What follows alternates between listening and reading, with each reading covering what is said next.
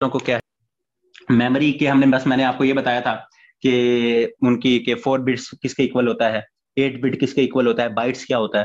तो मेमोरी की तरफ जाने से पहले दो चीजें छोटी छोटी सी हैं, उनको हम देख लें, जिनके बारे में हमने कंप्यूटर के ओवरऑल चीजें कल देखी जो। तो उसमें एक चीज होती है, एक एमसीक्यूज पूछा जाता है कि कंप्यूटर का जो सा ब्रेन है वो किसको कहा जाता है। तो एक चीज है उसे कहते हैं CPU, central processing unit, central processing unit. और ये क्या है, ये आपका ब्रेन ऑफ कंप्यूटर है, ब्रेन ऑफ कंप्यूटर है। ये क्या है, ये आपका ब्रेन ऑफ कंप्यूटर है। इसको ब्रेन ऑफ दिमाग कहा जाता है कि ये दिमाग है कंप्यूटर का, सीपीयू, सेंट्रल प्रोसेसिंग यूनिट। और सेंट्रल प्रोसेसिंग यूनिट की अगर हम बात करें, इस दिमाग की बात करें, तो इसके दो, ये किस्म, इसके दो पार्ट्स होते हैं। इसके एक इसमें क्या होता है आपका कंट्रोल यूनिट और एक एएलयू, एक सीयू और एक एएलयू। सीयू क्या है आपका, इसको कहते हैं कंट्रोल यूनिट, कंट्रोल यूनिट। और एएलयू क्या है आपका, arithmetic and logic, logic unit, arithmetic and logic unit. अब ये इनका क्या फंक्शन होता है, इनका फंक्शन ये होता है कि आपका ये जो क्या कहते हैं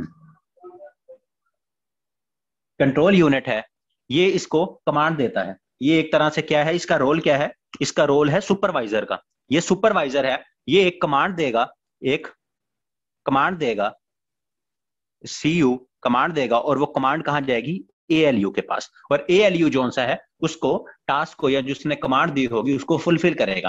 तो ये क्वेश्चन भी पूछा जाता है कि एएलयू जो सा है वो कमांड जो सा है वो किससे लेता है, तो वो कमांड लेता है कंट्रोल यूनिट से। या इस तरह पूछ लिया जाए कि कंट्रोल यूनिट किसको कमांड करता है, तो वो कमांड करता है एएलयू को, और एएलयू जो उसे कमांड मिलती है उसको क्या कहते हैं अंजाम देता है। जो उसे काम वो मिलता है, वो उस काम को वो कहता है कि जी प्लस कर दो, वो कहता है जी माइनस कर दो, जो भी फंक्शन कर दो उस फंक्शन को या उस कमांड को परफॉर्म करता है।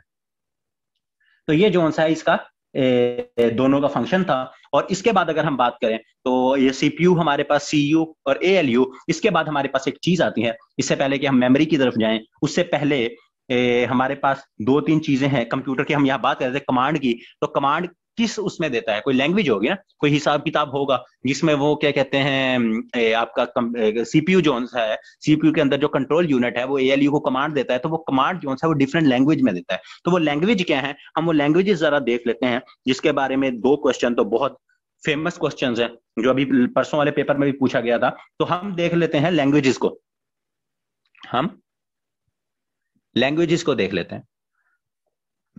लैंग्वेजेस की अगर हम बात करें तो हमारे पास लैंग्वेज होती है दो टाइप्स की। दो टाइप्स की जो लैंग्वेजेस हैं, एक हमारे पास क्या है, लो लो लेवल, नंबर वन हमारे पास क्या है, उसे कहते हैं लो लेवल लैंग्वेज। और नंबर टू है आपकी high level language, high level language. अब लो लेवल लैंग्वेज और हाई लेवल लैंग्वेज जो सी है, इसमें बेसिक फर्क जो आपने समझना है, वो अगर आपने समझ लिया तो आपको ये दोनों का इशू कभी भी नहीं होगा। अब वो क्या है इन दोनों का सबसे बड़ा इशू, वो ये है कि जो आपकी लो लेवल लैंग्वेज है ये सिर्फ आपकी कंप्यूटर अंडरस्टैंड कर सकता है, कंप्यूटर अंडरस्टैंड कर सकता है, ठीक है। लो लेवल लैंग्वेज जो सी है ये आपकी क्या है, ओनली कंप्यूटर जो सा है, कंप्यूटर या हम कह सकते हैं कंप्यूटर जो प्रोसेसर है, कंप्यूटर जो सा है वो आपकी क्या लो लेवल लैंग्वेज को समझ सकता है। और दूसरी आपके पास क्या है हाई लेवल लैंग्वेज, ये आपकी क्या है, ये आप जैसे हमारे ह्यूमंस के लिए है। हाई लेवल लैंग्वेज ये ह्यूमंस के लिए है, जिसमें ह्यूमंस जो से हैं ये ह्यूमंस को समझ आती है, ये इंसानों को समझ आती है ये लैंग्वेज। और ये इंसान क्या करते हैं, अब ये पहले दो चीज,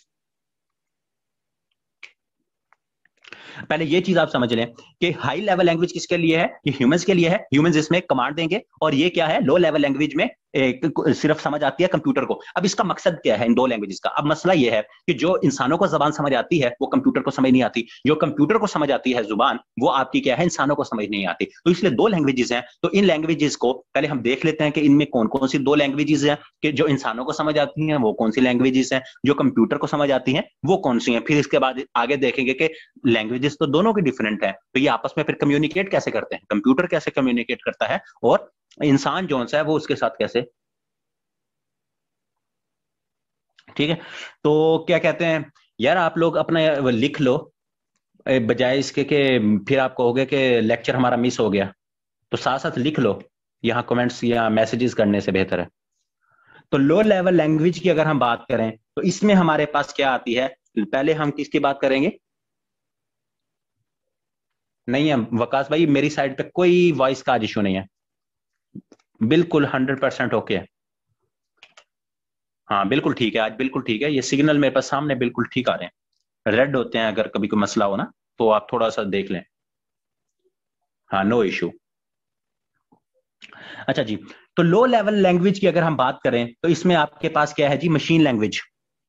इसमें हमारे पास क्या है जी, मशीन लैंग्वेज। तो ये भी आपका एक बड़ा फेमस क्वेश्चन है जी कि मशीन लैंग्वेज क्या है आपके पास। मशीन लैंग्वेज आपकी क्या कहते हैं, मशीन लैंग्वेज आपकी क्या कहते हैं कि लो लेवल लैंग्वेज है या हाई लेवल लैंग्वेज। तो ये मशीन लैंग्वेज आप में की बेसिकली होती क्या है, मशीन लैंग्वेज जोन सी है वो आपकी बाइनरी, जिसे क्या कहते हैं, इसको बाइनरी डिजिट्स में होती है, ये आपकी बाइनरी। अब बाइनरी क्या होता है, बाइनरी लैंग्वेज कह लें या इसको बाइनरी नंबर कह दें।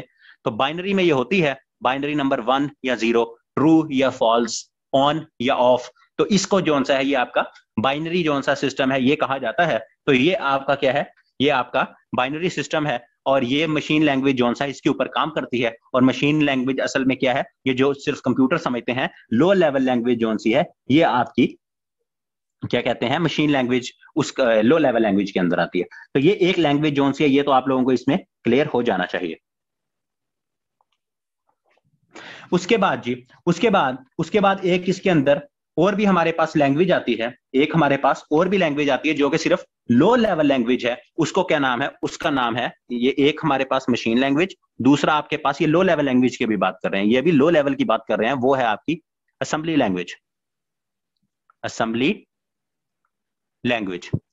अब ये असेंबली लैंग्वेज क्या है जी, ये जो असेंबली लैंग्वेज है ना आपकी, असेंबली लैंग्वेज ये आपकी बेसिकली जो सा है ये किस में यूज होती है, ये आपके जो सॉफ्टवेयर प्रोग्राम है, ठीक है, जो आपके जो सॉफ्टवेयर प्रोग्राम्स होते हैं वो इसके अंदर लिखे हुए होते हैं। सॉफ्टवेयर जो आपके प्रोग्राम्स हैं मोस्टली वो किसमें, software programs mostly written in assembly language. तो आपके जो ये सॉफ्टवेयर के प्रोग्राम्स हैं ये आपके असेंबली लैंग्वेज के अंदर जो से हैं वो लिखे होते हैं। तो इस तरह हमारे पास दो लो लेवल लैंग्वेज आ गई जो कि कंप्यूटर के अंडरस्टैंडिंग के लिए होता है, जिसमें हमारे पास मशीन लैंग्वेज जो कि बाइनरी होती है, और दूसरी हमारे पास असेंबली लैंग्वेज, ये भी आपकी लो लेवल लैंग्वेज है। तो इसके बाद अगर हम बात करेंगे तो लो लेवल लैंग्वेज है जो सिर्फ कंप्यूटर को समझ आती है। उसके बाद हमारे पास बच जाए हाई लेवल लैंग्वेज। अब हम देखेंगे हमारे पास क्या है, हाई लेवल लैंग्वेज जो कि इंसानों को समझ आती है। हाई लेवल, हाई लेवल जो लैंग्वेज है ना ये बहुत ज्यादा है। अब इसमें स्टार्ट अगर हम करें, इसमें अगर हम स्टार्ट करें तो आपकी C language, C plus plus language, Java, ठीक है, HTML, अच्छा जी, उसके बाद आपकी पाइथन, पाइथन, फोर्टॉन, अच्छा जी, फोर्टॉन के बाद कबोल, COB, कबूल हो गया, ठीक है। ये जो सी हैं आपकी कुछ लैंग्वेजेस, ये आपकी क्या है, ये आपकी जो C++, जावा, HTML, फोर्टान और कोबोल, ये आपकी क्या है, ये आपकी हाई लेवल लैंग्वेज हैं जो क्या है, जो कि ह्यूमंस को समझ आती हैं। तो अब ये लैंग्वेजेस हैं क्या, अब ये जो सी लैंग्वेज है, ये सी लैंग्वेज आपने याद रखना है, इसके रिलेटेड एक पेट क्वेश्चन है जो पूछा जाता है, वो है आपका डेनिस रिची साहब। क्या, डेनिस रिची साहब, डेनिस रिची साहब ने इसको 1972 के अंदर डेनिस रिची साहब ने सी जो सा है सी लैंग्वेज उसको डेवलप किया था। तो ये पूछा जाता है कि सी लैंग्वेज किसने डेवलप की थी, तो वो आपके क्या थे, डेनिस रिची साहब थे। अच्छा, डेनिस रिची साहब के बाद एक बात में कंफ्यूज नहीं होना कि सी और सी प्लस प्लस, जो कंप्यूटर साइंस के स्टूडेंट्स हैं उनको पता है कि सी प्लस प्लस और सी ये डिफरेंट, उसका एक तरह से मुझे आइडिया नहीं है, लेकिन उसका नेक्स्ट लेवल वर्जन नेक्स्ट वो है, ठीक है। तो सी प्लस प्लस को किसने बनाया? सी प्लस प्लस जो सा है वो एक बंदा था, उसका नाम था जार्ने स्टॉरशिप। जार्ने स्टॉरशिप। इस बंदे ने क्या किया? इस बंदे ने आपका सी प्लस प्लस जो लैंग्वेज है, सी प्लस प्लस, ये इसने डेवलप की है, इसने बनाई। अच्छा जी, उसके बाद ये सारे ये उस वक्त एक लेबोरेटरीज थी, बेल लेबोरेटरीज, ठीक है। तो ये बंदा जो स्टॉरशिप था, ये भी वहां बेल लेबोरेटरीज में बैठ के ये सारे वहां के काम थे। अच्छा जी, उसके बाद आपके पास आ जाती है जावा। जावा की बात करें तो जावा एक आपके इंसान था, उसका नाम था गॉशलिंग। उसका पहला नाम था जेम्स, हाँ जी जेम्स, जेम्स गॉश, चले गॉशलिंग, GOSHLING, गॉशलिंग। तो ये जो गौशलिंग साहब थे, इन्होंने क्या आपकी जावा लैंग्वेज जो कि हाई लेवल लैंग्वेज है, ये सिर्फ, और ये लैंग्वेजेस वो हैं जो इंसानों को समझ आती हैं, ठीक है। तो ये उन्होंने बनाई, ये क्या है आपकी, जेम्स गौशलिंग साहब ने जावा बनाई। उसके बाद आपकी आ गई HTML, हाइपर टेक्स्ट, क्या होता है हाइपर टेक्स्ट मार्कअप लैंग्वेज, हाँ, hyper text markup language, markup language. एक तो इस तरह से पूछा जाता है कि HTML का मतलब क्या है, तो HTML का आपको मतलब आना चाहिए कि hyper text markup language. HTML का क्या मतलब है? Hyper text markup language. एक HTTP होता है, वो transfer protocol, transmission sorry protocol, वो मैं आपको बाद में बताऊंगा, तो उसके साथ इसको कंफ्यूज नहीं करना। एक HTTP होता है, वो अभी हम जब इंटरनेट पढ़ेंगे तो उसमें भी आ जाएगा। तो HTML और HTTP ये डिफरेंट चीजें हैं। तो HTML क्या है? ये आपकी हाइपर टेक्स्ट मार्कअप लैंग्वेज है। और ये आपकी क्या है? ये आपका एक इंसान था, ये चलें इधर ही लिख देता हूं, Tim Berners Lee, Tim Berners Lee. Tim Berners Lee साहब ने HTML जो आपकी लैंग्वेज है, इसको क्या कहते हैं बनाया। और ये आपकी लैंग्वेज जो सी है कहाँ यूज होती है? ये आपकी वेब डिजाइनिंग के अंदर यूज होती है। ये आपकी HTML जो लैंग्वेज है, ये आपकी कहाँ यूज होती है? HTML language, HTML is use in web designing. तो ये आपकी वेब डिजाइनिंग के अंदर यूज होती है। तो ये पूछा जाता है कि which one of the following language is used in web designing, तो उसके लिए आपको हाइपर टेक्स्ट मार्कअप लैंग्वेज के ऊपर क्लिक करना पड़ेगा। तो HTML हो गई। उसके बाद आपकी क्या है? फोर्टान। ये इंपॉर्टेंट नहीं है, फोर्टान के बारे में पूछा जाता है। तो फोर्टान जोन सी है, इसका क्या मतलब है? इसका मतलब है फॉर्मूला ट्रांजिशन, फॉर्मूला ट्रांजिशन, ठीक है। इनके बस आपको मतलब आने चाहिए। और इसका भी मतलब पूछा जाता है कोबोल। कोबोल का मतलब क्या है जी? कोबोल का मतलब है ये आपकी, और ये आपकी बिजनेस लैंग्वेज है, कोबोल जोन सी है। तो इसका मतलब भी इसी के अंदर ही है, कॉमन बिजनेस ओरिएंटेड लैंग्वेज। तो कोबोल क्या है आपकी? कॉमन बिजनेस ओरिएंटेड लैंग्वेज, ठीक है। तो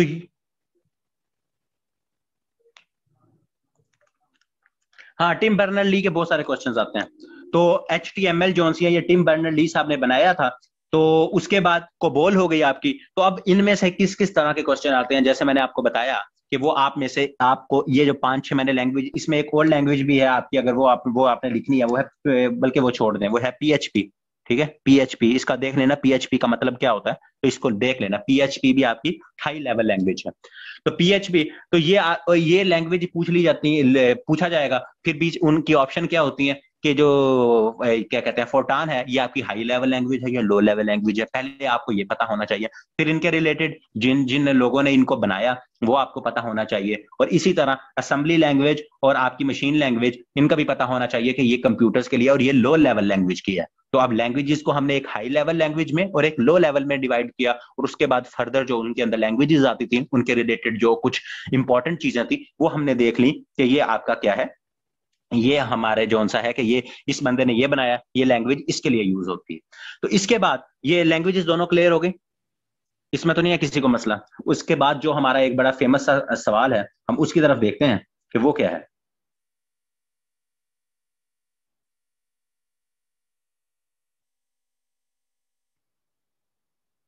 कोबोल मैंने बताया कि कॉमन बिजनेस ओरिएंटेड लैंग्वेज, ये लिखा है common, common business oriented language, ठीक है।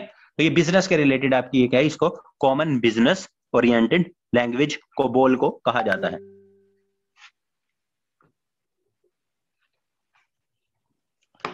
अच्छा जी, अब आपको लैंग्वेजेस का पता चला कि लैंग्वेज जोन सा है ये आपका, ये बस इसका यही आप याद कर लें कि ये जोन सी है बस हाई लेवल लैंग्वेज है। इसके रिलेटेड अगर होगा तो थोड़ा सा आप खुद सर्च कर लीजिएगा, इसके रिलेटेड इतनी चीजें कोई पूछी नहीं जाती। हाँ, बट या ये देख लीजिएगा कि ये इसको डेवलप किसने किया था, मुझे इसका आइडिया नहीं है, वैसे देख लीजिएगा। वरना जो मैंने चीजें लिखवाई हैं यही अगर आप लोग अच्छी तरह कर लेंगे तो ये आपकी मोर देन इनफ है फंडामेंटल्स के रिलेटेड, क्योंकि फंडामेंटल से बहुत कम चीजें या जनरल पूछी जाती हैं। अच्छा, उसके बाद अब हमारे पास मसला क्या आता है, अब हमारे पास तीन चीजें हैं, हमारे पास तीन चीजें हैं। वो क्या है, वो है आपका एक असेंबलर, एक है कंपाइलर, और तीसरा है आपका इंटरप्रेटर, ठीक है।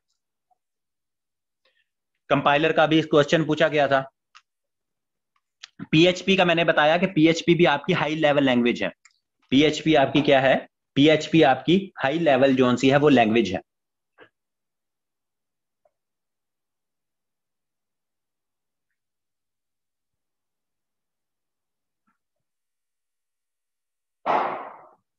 इस अगर चलें यार, मैं इसका, ये है आपकी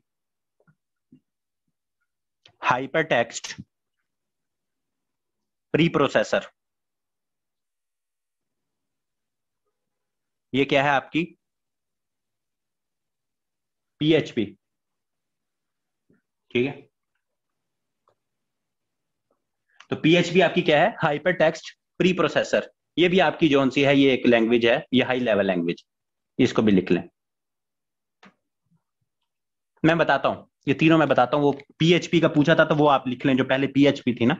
तो hyper text pre processor zone सा कौन सी है, अगर ये पीएचपी पूछ लें, या कहीं अगर आपसे ये ना हो हाइपर टेक्स्ट प्री प्रोसेसर पूछ लें कि हाइपर टेक्स्ट प्री प्रोसेसर कौन सी लैंग्वेज है, तो आप कहें ये तो सर ने पढ़ाया नहीं था। तो ये पीएचपी को ही हाइपर टेक्स्ट प्री प्रोसेसर जोन से है, ये भी आपकी हाई लेवल लैंग्वेज के अंदर आता है, ठीक है। अच्छा, अब ये जो तीन मैंने लिखे हैं, अब ये क्या है, अब ये आपने सबसे पहले हम देखते हैं असेंबलर को। असेंबलर आपका क्या है, हमने सबसे पहले लो लेवल लैंग्वेज में देखा था कि ये एक तो पहली बात याद रखें, ये तीनों जोन से आपके ट्रांसलेटर्स हैं या कन्वर्टर हैं, ठीक है। अब असेंबलर आपका क्या है, असेंबलर की अगर मैं बात करूं तो ये आपका बेसिकली ये क्या है, ये ट्रांसलेटर है, ये आपका ट्रांसलेटर है। अब ये क्या चीज ट्रांसलेट करता है, हमने लो लेवल लैंग्वेज की बात की कि लो लेवल लैंग्वेज के अंदर आपके पास क्या होता है, आपके पास एक असेंबली लैंग्वेज या असेंबली लैंग्वेज होती है, जो मैंने आपको बताया था कि सॉफ्टवेयर प्रोग्राम्स के अंदर यूज होती है। अब वो जो सॉफ्टवेयर प्रोग्राम्स के अंदर आपकी असेंबली लैंग्वेज यूज होती है, तो ये असेंबलर क्या करता है, ये वो जो असेंबली लैंग्वेज होती है, असेंबली लैंग्वेज होती है, उसको ट्रांसलेट करता है कंप्यूटर के लिए, किसके अंदर, मशीन लैंग्वेज के अंदर। मशीन लैंग्वेज के अंदर क्या करता है, ये ट्रांसलेट, मैंने ऊपर लिख दिया कि ये आपका क्या है, ट्रांसलेटर है। ये असेंबली लैंग्वेज को ट्रांसलेट कर देता है मशीन लैंग्वेज के अंदर, ठीक है। तो ये आपके असेंबलर का काम है। ये बहुत कम पूछा जाता है, लेकिन आपको इसका असेंबलर का भी आइडिया होना चाहिए। अब हम आ जाते हैं कंपाइलर और इंटरप्रेटर की तरफ। अब ये दोनों क्या हैं, ये दोनों आपके जोन से हैं, कन्वर्ट करते हैं किस किस चीज को, पहले ये बल्कि दोनों ही किस चीज को कन्वर्ट करते हैं, ये हाई लेवल लैंग्वेज को लो लेवल लैंग्वेज, यानी आपकी मशीन लैंग्वेज में, जो मशीन को समझ आए लैंग्वेज, उसमें कन्वर्ट करते हैं। तो ये कंपाइलर और इंटरप्रेटर का क्या काम है, दे बोथ कन्वर्ट, ये क्या कन्वर्ट करते हैं, हाई लेवल लैंग्वेज जो कि सिर्फ इंसानों को समझ आती है। हाई लेवल लैंग्वेज तो हमने बात की थी कि ये कम्युनिकेशन आपस में कैसे करेंगे, इंसान और कंप्यूटर दोनों की तो लैंग्वेज डिफरेंट है। तो उन्होंने क्या किया, उन्होंने एक कंपाइलर हायर कर लिया और एक इंटरप्रेटर जो सा उसको अपने लिए नौकरी पे रख लिया। तो कंपाइलर और इंटरप्रेटर दोनों क्या करते हैं, जो हाई लेवल लैंग्वेज है उनको कन्वर्ट कर देते हैं टू मशीन लैंग्वेज या लो लेवल लैंग्वेज, ठीक है, मशीन या लो लेवल लैंग्वेज, ठीक है। इन्होंने कहा कि हम आपका काम आसान कर देते हैं। तो कंपाइलर और आपके जो सा है इंटरप्रेटर, ये क्या करते हैं, ये कन्वर्ट करते हैं हाई लेवल लैंग्वेज को मशीन लैंग्वेज में या लो लेवल लैंग्वेज जो कंप्यूटर को समझ आ सके। तो फिर इन दोनों में फर्क क्या है? अब इन दोनों में फर्क ये है कि जो आपका कंपाइलर है, आपका जो कंपाइलर है ये कंप्लीट सी से क्या लिखे, मैं वैसे होल प्रोग्राम का एमसीक्यू आता है होल प्रोग्राम, ठीक है, लेकिन मैं क्या लिख रहा हूं, complete program, complete slash whole. ये कंप्लीट या होल लैंग्वेज को कन्वर्ट कर देता है हाई लेवल को एट अ टाइम, एक ही टाइम के ऊपर ये कन्वर्ट कर देता है। कंपाइलर क्या करता है, ठीक है, कंपाइलर क्या करता है, कंपाइलर आपका जो आपकी हाई लेवल लैंग्वेज है उसको कंप्लीट, उसको एज अ होल जोन सा है, एट अ टाइम जोन सा है, वो कन्वर्ट कर देता है लो लेवल लैंग्वेज के अंदर जो कंप्यूटर को समझ आती है। और जो आपका इंटरप्रेटर है वो आपका क्या करता है, वो उसको कन्वर्ट करता है लाइन बाय लाइन, ठीक है, लाइन बाय लाइन उसको कन्वर्ट करता है। तो ये इन दोनों के फर्क हैं। और ये चीज बार बार पूछी जाती है कि वैसे हर किसी को याद होगा कि कंपाइलर जो सा है वो पूरी लाइन का वो कर देता है, और सॉरी कंप्लीट उसको कर देता है कन्वर्ट, और इंटरप्रेटर जो सा है वो लाइन बाय लाइन करता है। लेकिन आज आपको ये आइडिया क्लियर हो गया होगा कि ये कौन सी लैंग्वेज को करता है। इसका मकसद क्या है कि इंसानों की जो लैंग्वेज है, जो उनको समझ आ रही होती हैं चीजें, वो कंप्यूटर को समझाने के लिए हम ये दो फंक्शंस यूज करते हैं, एक आपका इंटरप्रेटर है और दूसरा आपका कंपाइलर है। ठीक हो गया? तो ये समझ आ गई लैंग्वेज की और इनको कन्वर्ट किस तरह किया जाता है। यहां तक किसी को कोई मसला मसाइल हो तो बताओ।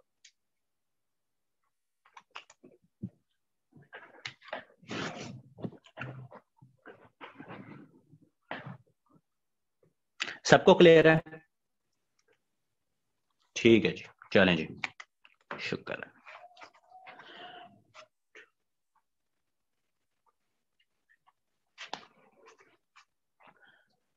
अच्छा जी, यहां से अगर हम अब आगे चलें, हमारे पास लैंग्वेजेस जो सी हैं वो तो हो गई, हमने सीपीयू भी देख लिया, कंट्रोल आपका प्रोसेसिंग यूनिट। अब हमारे पास जो लास्ट चीज है इसकी फंडामेंटल कंप्यूटर के अंदर, वो है इसकी मेमोरी।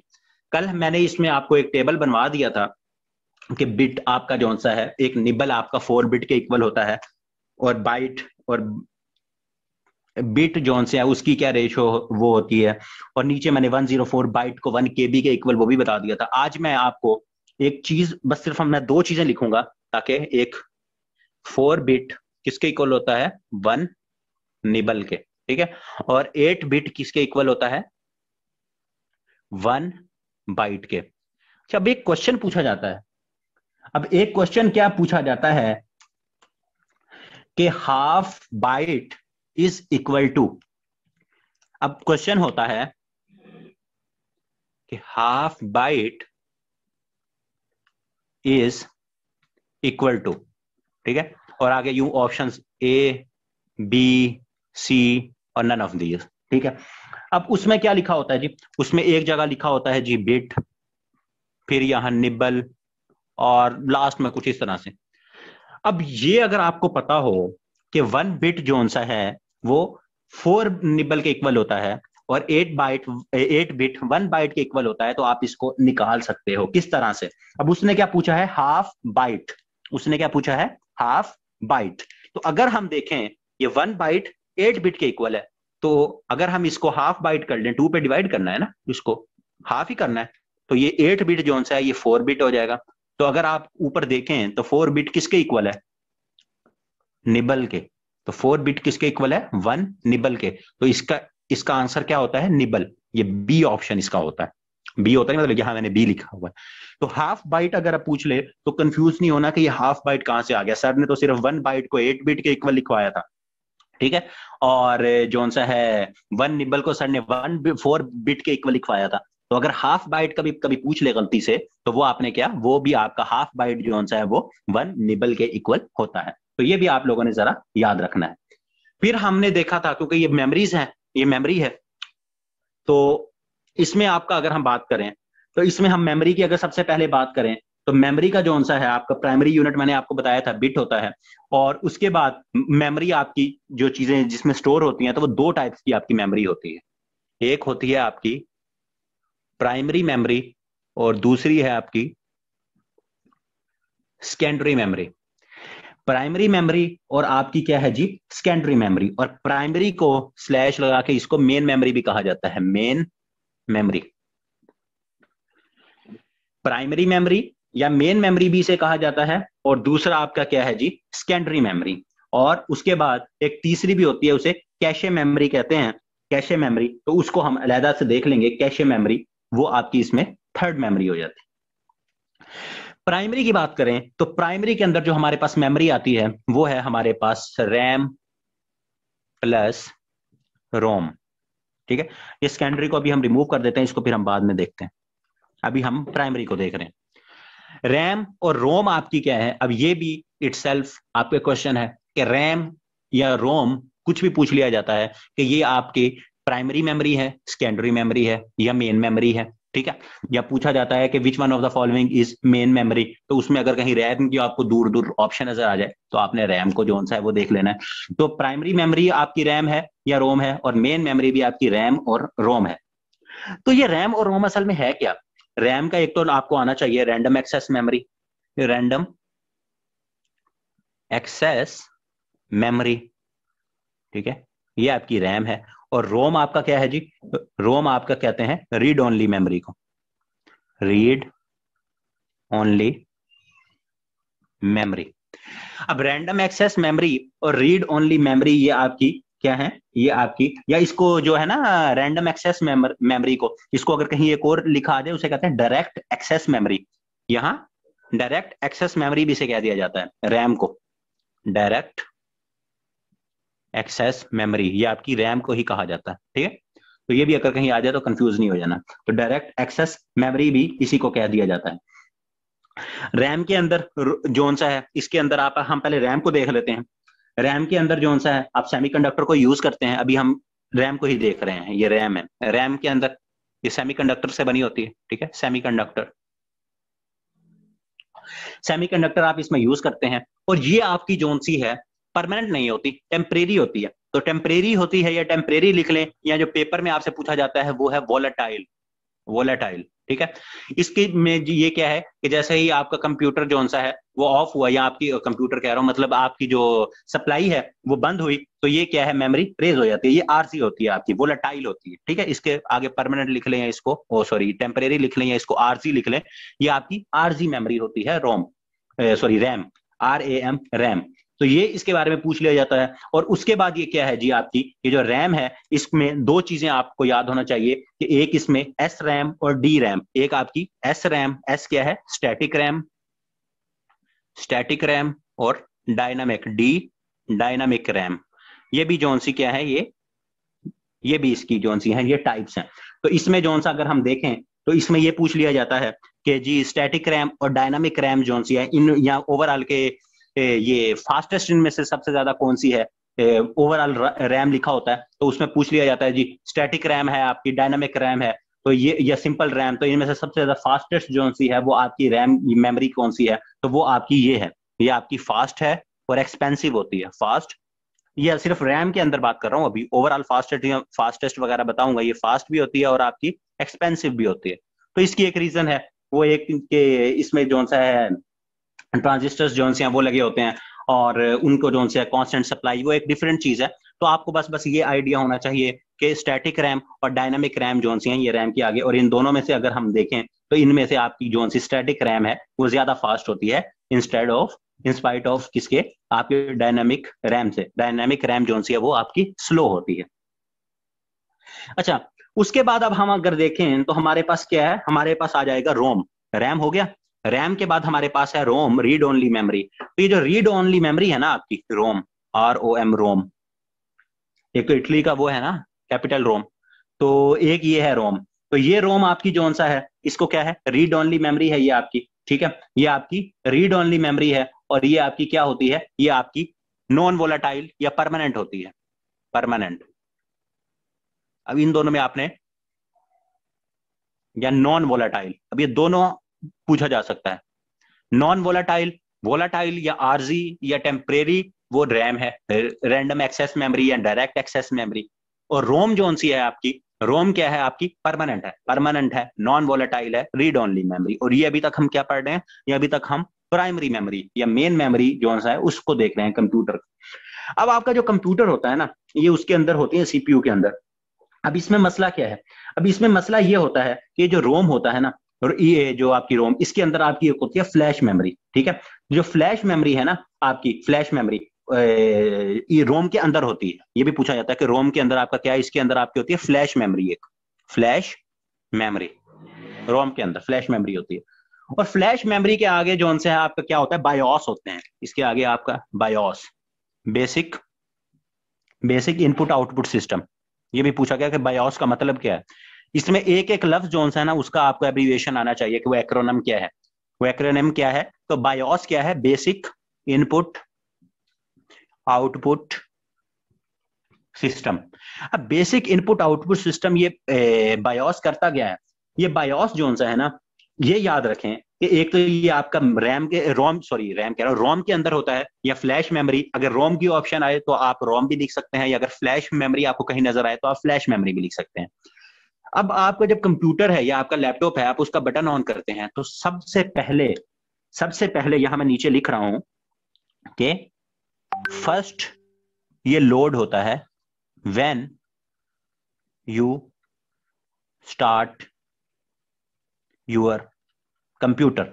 जब आप कंप्यूटर अपना स्टार्ट करते हैं तो सबसे पहले कौन सी चीज लोड होती है? वो आपका बायोस होता है, वो आपका बेसिक इनपुट आउटपुट सिस्टम होता है। और ये भी आप लोगों का एक क्वेश्चन है कि जब आप कंप्यूटर को स्टार्ट करते हैं तो सबसे पहले कौन सी चीज लोड होती है? तो उसमें ऑप्शंस होंगी, रैम है, रोम है, और क्या कहते हैं फ्लैश मेमोरी है, या बायोस है। तो वो आपका क्या है, BIOS basic input output system जो है वो आपका सबसे पहले लोड होगा जब आप क्या है, जब आप अपना कंप्यूटर जो है वो स्टार्ट करेंगे।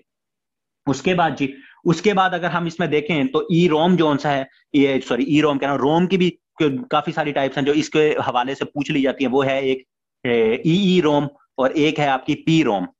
एक क्या है? पी रोम, और एक है ई ई रोम। तो पी रोम जौन सी है? पी रोम है प्रोग्रामेबल। प्रोग्रामेबल, इसको नीचे लिख देता हूं, ये आपने लिख लिया होगा। जो पी रोम है ना, पी रोम का मतलब है प्रोग्राम मेबल, आगे वही रीड ओनली मेमोरी, ठीक है। Programmable read only memory. और ई रोम जो सा है, ये भी पूछा जाता है कि ई रोम का क्या मतलब है? तो इलेक्ट्रॉनिकली इरेजेबल। ई से क्या मतलब है? इलेक्ट्रॉनिकली इरेजेबल रैंडम, सॉरी आपका क्या होगा आगे, read only memory. Random access तो दूसरी है, रीड ओनली मेमोरी, ठीक है। ये ई रोम ये हो गया, और ये आपका पी रोम हो गया प्रोग्रामेबल।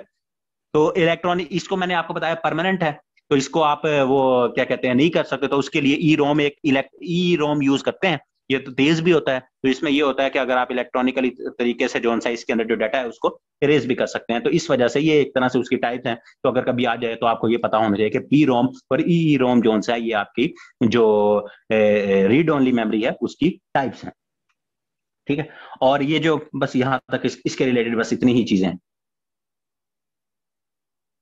हाँ, बस इसके रिलेटेड बस इतना ही रखें कि मेन मेमोरी, रोम, और इसके रिलेटेड मुझे नहीं लगता कोई ऐसी ऐसी चीज या सवाल हो जो मिस हुआ हो। तो यही सारी चीजें इसके रिलेटेड आप लोगों से जो है वो पूछी जाएंगी।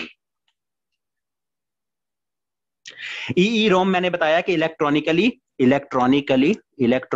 Erasable read only memory. बस वो पहले दोनों वर्ड बाकी वही हैं। रोम का जो मतलब है ना रीड ओनली मेमोरी, तो इलेक्ट्रॉनिकली इरेजेबल, जैसे इलेक्ट्रिक वो क्या कहते हैं, इलेक्ट्रिक किसी तरीके से इरेज किया जा सके, क्योंकि ये परमानेंट होती है ना मेमोरी। तो electronically erasable read only memory. और पी रोम जो सी है वो आपको जिसको प्रोग्राम किया जा सके किसी तरीके से, प्रोग्रामेबल रीड ओनली मेमोरी। तो ये आपकी प्राइमरी मेमोरी और आपकी क्या थी, प्राइमरी मेमोरी और मेन मेमोरी की बात थी। अब हम आ जाते हैं आपकी फास्टेस्ट कह रहा हूं, सेकेंडरी मेमोरी के ऊपर। अब हम देख लेते हैं हमारे पास सेकेंडरी मेमोरी। अब सेकेंडरी मेमोरी की अगर हम बात करें तो सेकेंडरी मेमोरी में आपके पास आपकी सबसे पहले हार्ड डिस्क आएगी, ठीक है, आपकी हार्ड डिस्क। और ये हार्ड डिस्क जोन सी है, ये आपकी क्या होती है, मैग्नेटिक होती है, इसको मैग्नेटिक डिस्क, ठीक है, मैग्नेटिक मैग्नेटिक डिस्क आपकी ये है। फिर उसके बाद आपकी सीडी रोम, आपका डीवीडी रोम, आपकी फ्लॉपी, ये सारे, ठीक है। अगर इसमें क्या है जी, सीडी रोम। अब सीडी रोम क्या है जी आपका, ये रोम तो वही है, रीड ओनली मेमोरी, ठीक है, क्या है, रीड ओनली मेमोरी। तो इसमें सीडी से क्या है, कंपैक्ट डिस्क। सीडी का क्या मतलब है, कंपैक्ट। सीडी या डीवीडी खरीदते थे ना बचपन में, तो वो सीडी का क्या मतलब है, compact disc. Compact disc, ROM, read only memory. तो सीडी का पूरा मतलब पूछ लिया जाए तो सीडी से compact disc, CD ROM, compact disc, ROM, read only memory, compact disc, read only memory. और ये सीडी जौन सी है आपकी, इसका साइज पूछा जाता है 680 एमबी, 680 एमबी, ठीक है, 680 एमबी, 680 मेगाबाइट्स, BYTE, ये बिट नहीं है, बाइट्स, मेगाबाइट्स जो हमने पढ़े थे। तो 680 मेगाबाइट्स इसका होता है। और ये सीडी रोम के अंदर आपकी कौन सी टेक्नोलॉजी यूज होती है, इसके अंदर आपकी लेजर टेक्नोलॉजी यूज हो रही होती है, लेजर टेक्नोलॉजी, ठीक है। तो लेजर टेक्नोलॉजी इसके अंदर यूज हो रही होती है। और ये आपका क्या है जी, सीडी रोम है। और उसके बाद अगर हम इसमें बात करें कि ये, और ये सीडी रोम आपकी सेकेंडरी मेमोरी है, हार्ड डिस्क आपकी क्या क्या है, सेकेंडरी मेमोरी है। और हार्ड डिस्क का पूछा जाता है कि हार्ड डिस्क आप बेसिकली, या इसका बेसिक यूनिट पूछ लिया जाता है, या हार्ड डिस्क जोन सी है या आपकी ये इसका प्राइमरी यूनिट, इस तरह से करके एक सवाल पूछा जाता है, तो वो आपका जीबी है, जीबी, गीगाबाइट्स, ठीक है। आपने कभी एमबीज की हार्ड डिस्क नहीं देखी होगी, आप हमेशा कहते हैं कि जी मिनिमम किसी थोड़ी भी हो कि यार 15 जीबी की है, 20 जीबी की हार्ड है, तो इसका जो बेसिक यूनिट वो क्या है, जीबी, गीगाबाइट्स आपकी हार्ड डिस्क का। तो आपकी सीडी रोम हो गई 680 एमबी, लेजर टेक्नोलॉजी इसमें यूज होती है। इसके बाद आपके पास एक आ जाती है चीज फ्लॉपी, पुराने जमाने में होती थी आपकी फ्लॉपी, ठीक है। और ये फ्लॉपी जोन सी है, ये आपका क्या है जी, ये आपकी, इसका साइज क्या होता है, इसका 1.44 MB, 1.44 MB जोन सी है, ये आपकी फ्लॉपी जोन सी है वो होती है। और इसका साइज पूछा जाता है, इसका साइज जोन सा है वो 3.5 इंच इसका फ्लॉपी का आपका साइज होता है, 3.5 जोन सा है इसका साइज होता है। और ये प्लास्टिक की डिस्क होती है, लेकिन इसकी भी जो आउटर लेयर होती है वो मैग्नेटिक जोन सा है, उस मैग्नेट से एक सेकंड यार, मैग्नेटिक कोटिंग की होती है, ठीक है, मैग्नेट ही फंस गया। तो मैग्नेटिक मटेरियल के साथ इसकी जो आउटर सरफेस होती है उसकी कोटिंग की होती है, लेकिन ये होती है अंदर से क्या है, ये प्लास्टिक डिस्क होती है। और हाँ, एक और इंपॉर्टेंट चीज, ये भी मेरे जहन से गुजरी, आज ही मैं इसे देख रहा था, इसका एक और नाम डिस्केटी, DISKETTE, ये इसको फ्लॉपी को डिस्केटी ये भी कहा जाता है। तो अगर पूछ ले कि डिस्केटी जोन सा है ये किसका नाम है, तो ये आपकी फ्लॉपी को डिस्केटी भी कहा जाता है ये। और इसकी 1.44 MB इसकी स्पेस होती है, और 3.5 इंच, 3.5 इंच जोन सी है इसका साइज जोन सा है ये होता है। और ये आपकी क्या है, ये आपकी सेकेंडरी मेमोरी की एक टाइप है। उसके बाद अगर हम बात करें तो आपके पास आएगा डीवीडी। अब डीवीडी क्या है जी, डिजिटल वर्सटाइल डिस्क, डी से digital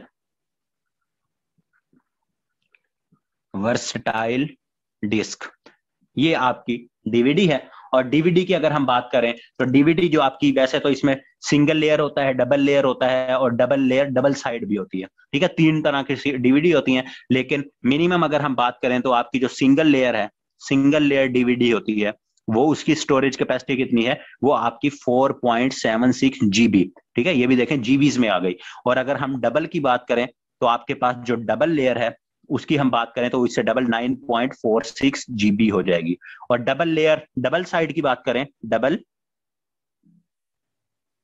layer plus double side, उसकी बात करें वो आपकी डीवीडी अराउंड 17 GB जोन सी है, उसकी जोन सी है वो स्पेस या वो उतनी जगह लेती है। जो डिजिटल वर्सटाइल डिस्क जोन सी है वो आपकी सिंगल लेयर भी हो सकती है, डबल लेयर भी हो सकती है, और डबल लेयर डबल साइड भी हो सकती है। तो सिंगल लेयर जो सी है वो 4.76, बहुत दफा पूछा गया है ये सवाल कि आपकी कंपैक्ट जो डिजिटल आपकी वर्सटाइल डिस्क है उसकी जो सी है मेमोरी वो क्या है, उसकी स्पेस कितनी वो मेमोरी लेती है, तो वो 4.76 GB। और डबल की पूछ लें तो वो भी 9.46 मैंने बता दिया, और 17 GB आपको बता दिया जो आपकी डबल लेयर और डबल साइड होगी वो आपकी जगह लेगी।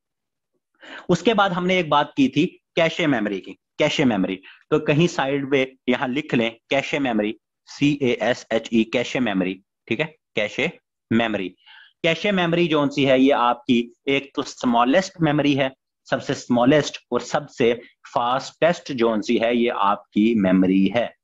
कैशे मेमोरी जो सी है आपकी, ये आपकी क्या है, कैशे मेमोरी। अगर आपसे पूछा जाए कि प्राइमरी मेमोरी, सेकेंडरी मेमोरी या कैशे मेमोरी, इन तीनों में से सबसे फास्टेस्ट आपकी मेमोरी कौन सी है, तो वो आपकी कैशे मेमोरी जो सी है ये आपकी फास्टेस्ट मेमोरी है। और ये वैसे भी पूछा जाता है कि which one of the following is fastest memory, तो उसमें कहीं आपको कैशे मेमोरी नजर आए तो ये आपकी क्या है, वो ये आपकी सबसे फास्टेस्ट होगी। इसमें आपकी जो रिसेंट हिस्ट्री होते हैं ना कैशे, जैसे अपने ब्राउजर्स यूज कर रहे होते हैं उसके अंदर भी कैशे मेमोरी होती है, तो वो क्या है जो रिसेंट हिस्ट्री आपकी कोई होती है ब्राउजर्स की हिस्ट्री या वैसे, तो उसको जो सा है कैशे वो कहा जाता है, CASHE कैशे। तो ये वो आपकी होती है और ये सबसे फास्टेस्ट आपकी जो मेमोरी है, और ये स्मॉलेस्ट भी होती है।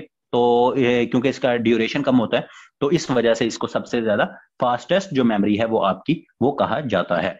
तो ये हमारी मेमोरी के रिलेटेड कुछ चीजें हो गई। इसमें आपने सबसे इंपॉर्टेंट, मतलब हर चीज, एक एक चीज जो मैंने बोली है लिखवाई है वो इंपॉर्टेंट है, वो आपके MCQs हैं, पूछे जा सकते हैं या पूछे गए हैं।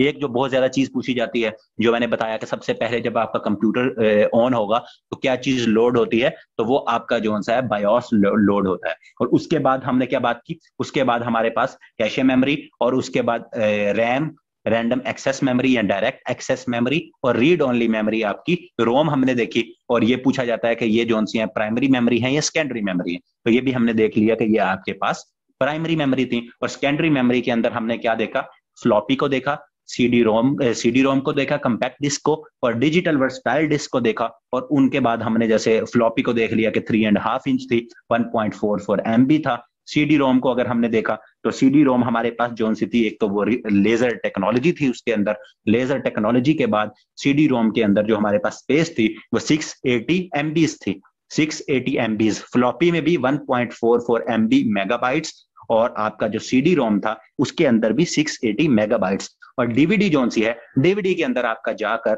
4.76 GB, और वह डबल लेयर भी हो सकता है, डबल लेयर डबल साइड भी हो सकता है, तो वो मैक्सिमम जो है वो 17 GB तक डीवीडी की स्पेस जाएगी।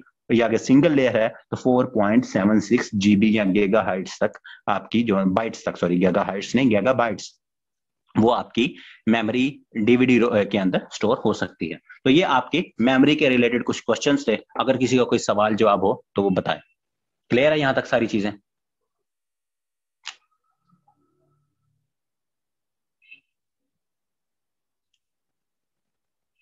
चलें जी।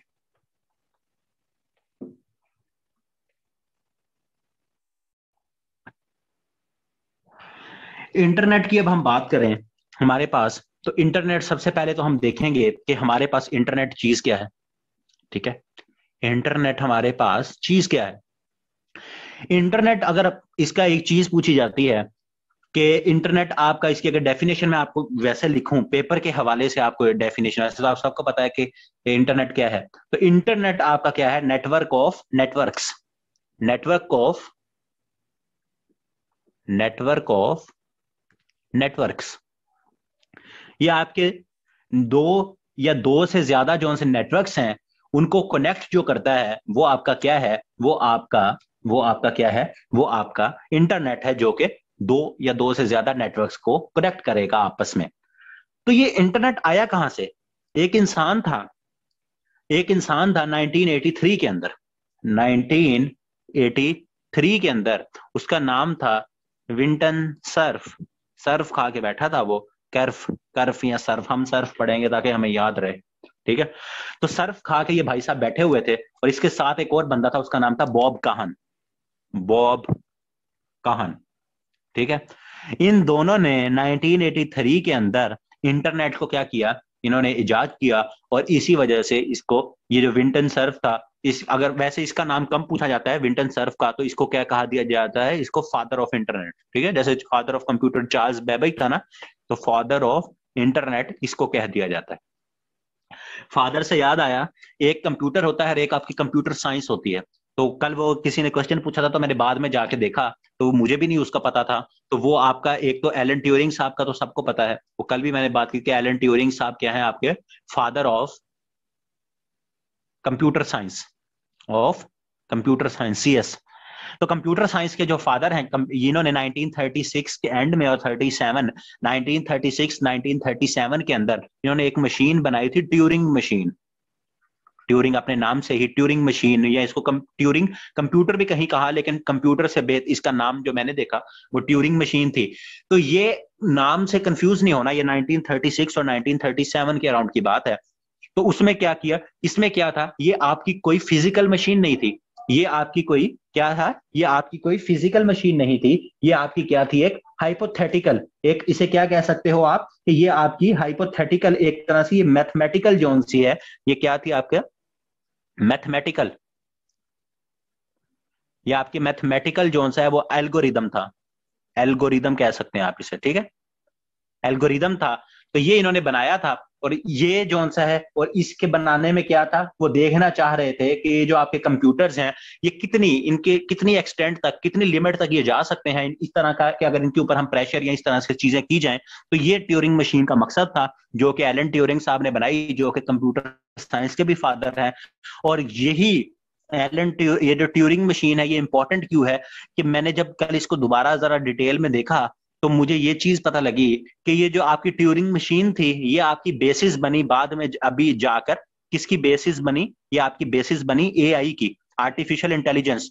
तो ये भी पूछ लिया जाए कि आर्टिफिशियल इंटेलिजेंस की बेस जोन सी है, वो कौन सी मशीन या कौन से वो एल्गोरिदम ने रखी, तो वो ट्यूरिंग साहब, जो एलन ट्यूरिंग साहब थे, उन्होंने जो ट्यूरिंग मशीन बनाई, या इसे ट्यूरिंग फार्मूला या जो भी आप नाम दें, वो आपकी क्या बाद में बेस बनी, वो आपकी बाद में आर्टिफिशियल इंटेलिजेंस की जाकर बेस बनी। तो ये एलन ट्यूरिंग साहब की बात जहन में मेरे आ गई, ये भी आप साथ लिख लें। तो हम बात कर रहे थे विंटन सर्फ साहब की, जिन्होंने सर्फ खाकर इंटरनेट बनाया। तो उसमें क्या हुआ, तो एक तो हमने देख लिया कि एक तो होता है इंटरनेट, एक होता है इंट्रानेट। वो भी सांस लिख लें यार आप लोग, इंट्रानेट, इंट्रानेट। अभी इंट्रानेट क्या है, इंट्रानेट ये है कि प्राइवेट कंपनीज होती हैं कुछ, ठीक है, आप इसको ये कह लें कि कुछ प्राइवेट, अब मैं अपना इंटरनेट बनाता हूं, मैं कहता हूं कि ये इंटरनेट, अब जो नॉर्मल इंटरनेट है आपका, वो तो आपकी पूरी दुनिया जो सी है वो इंटरनेट यूज कर रही है।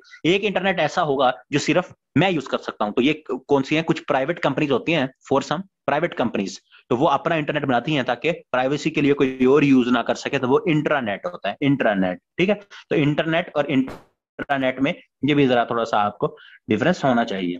तो ये इंटरनेट जोन सा है, ये आपका ट्रांसफर, ये आपका जिसमें क्या कहते हैं, आपके दो नेटवर्क्स जोन से हैं, वो कनेक्ट होते हैं। और ये किसके थ्रू कनेक्ट होते हैं, ये आपके एक तरह से अगर हम देख लीजिए जाए, तो इसमें एक चीज होती है, वो कहते हैं DSL, DSL।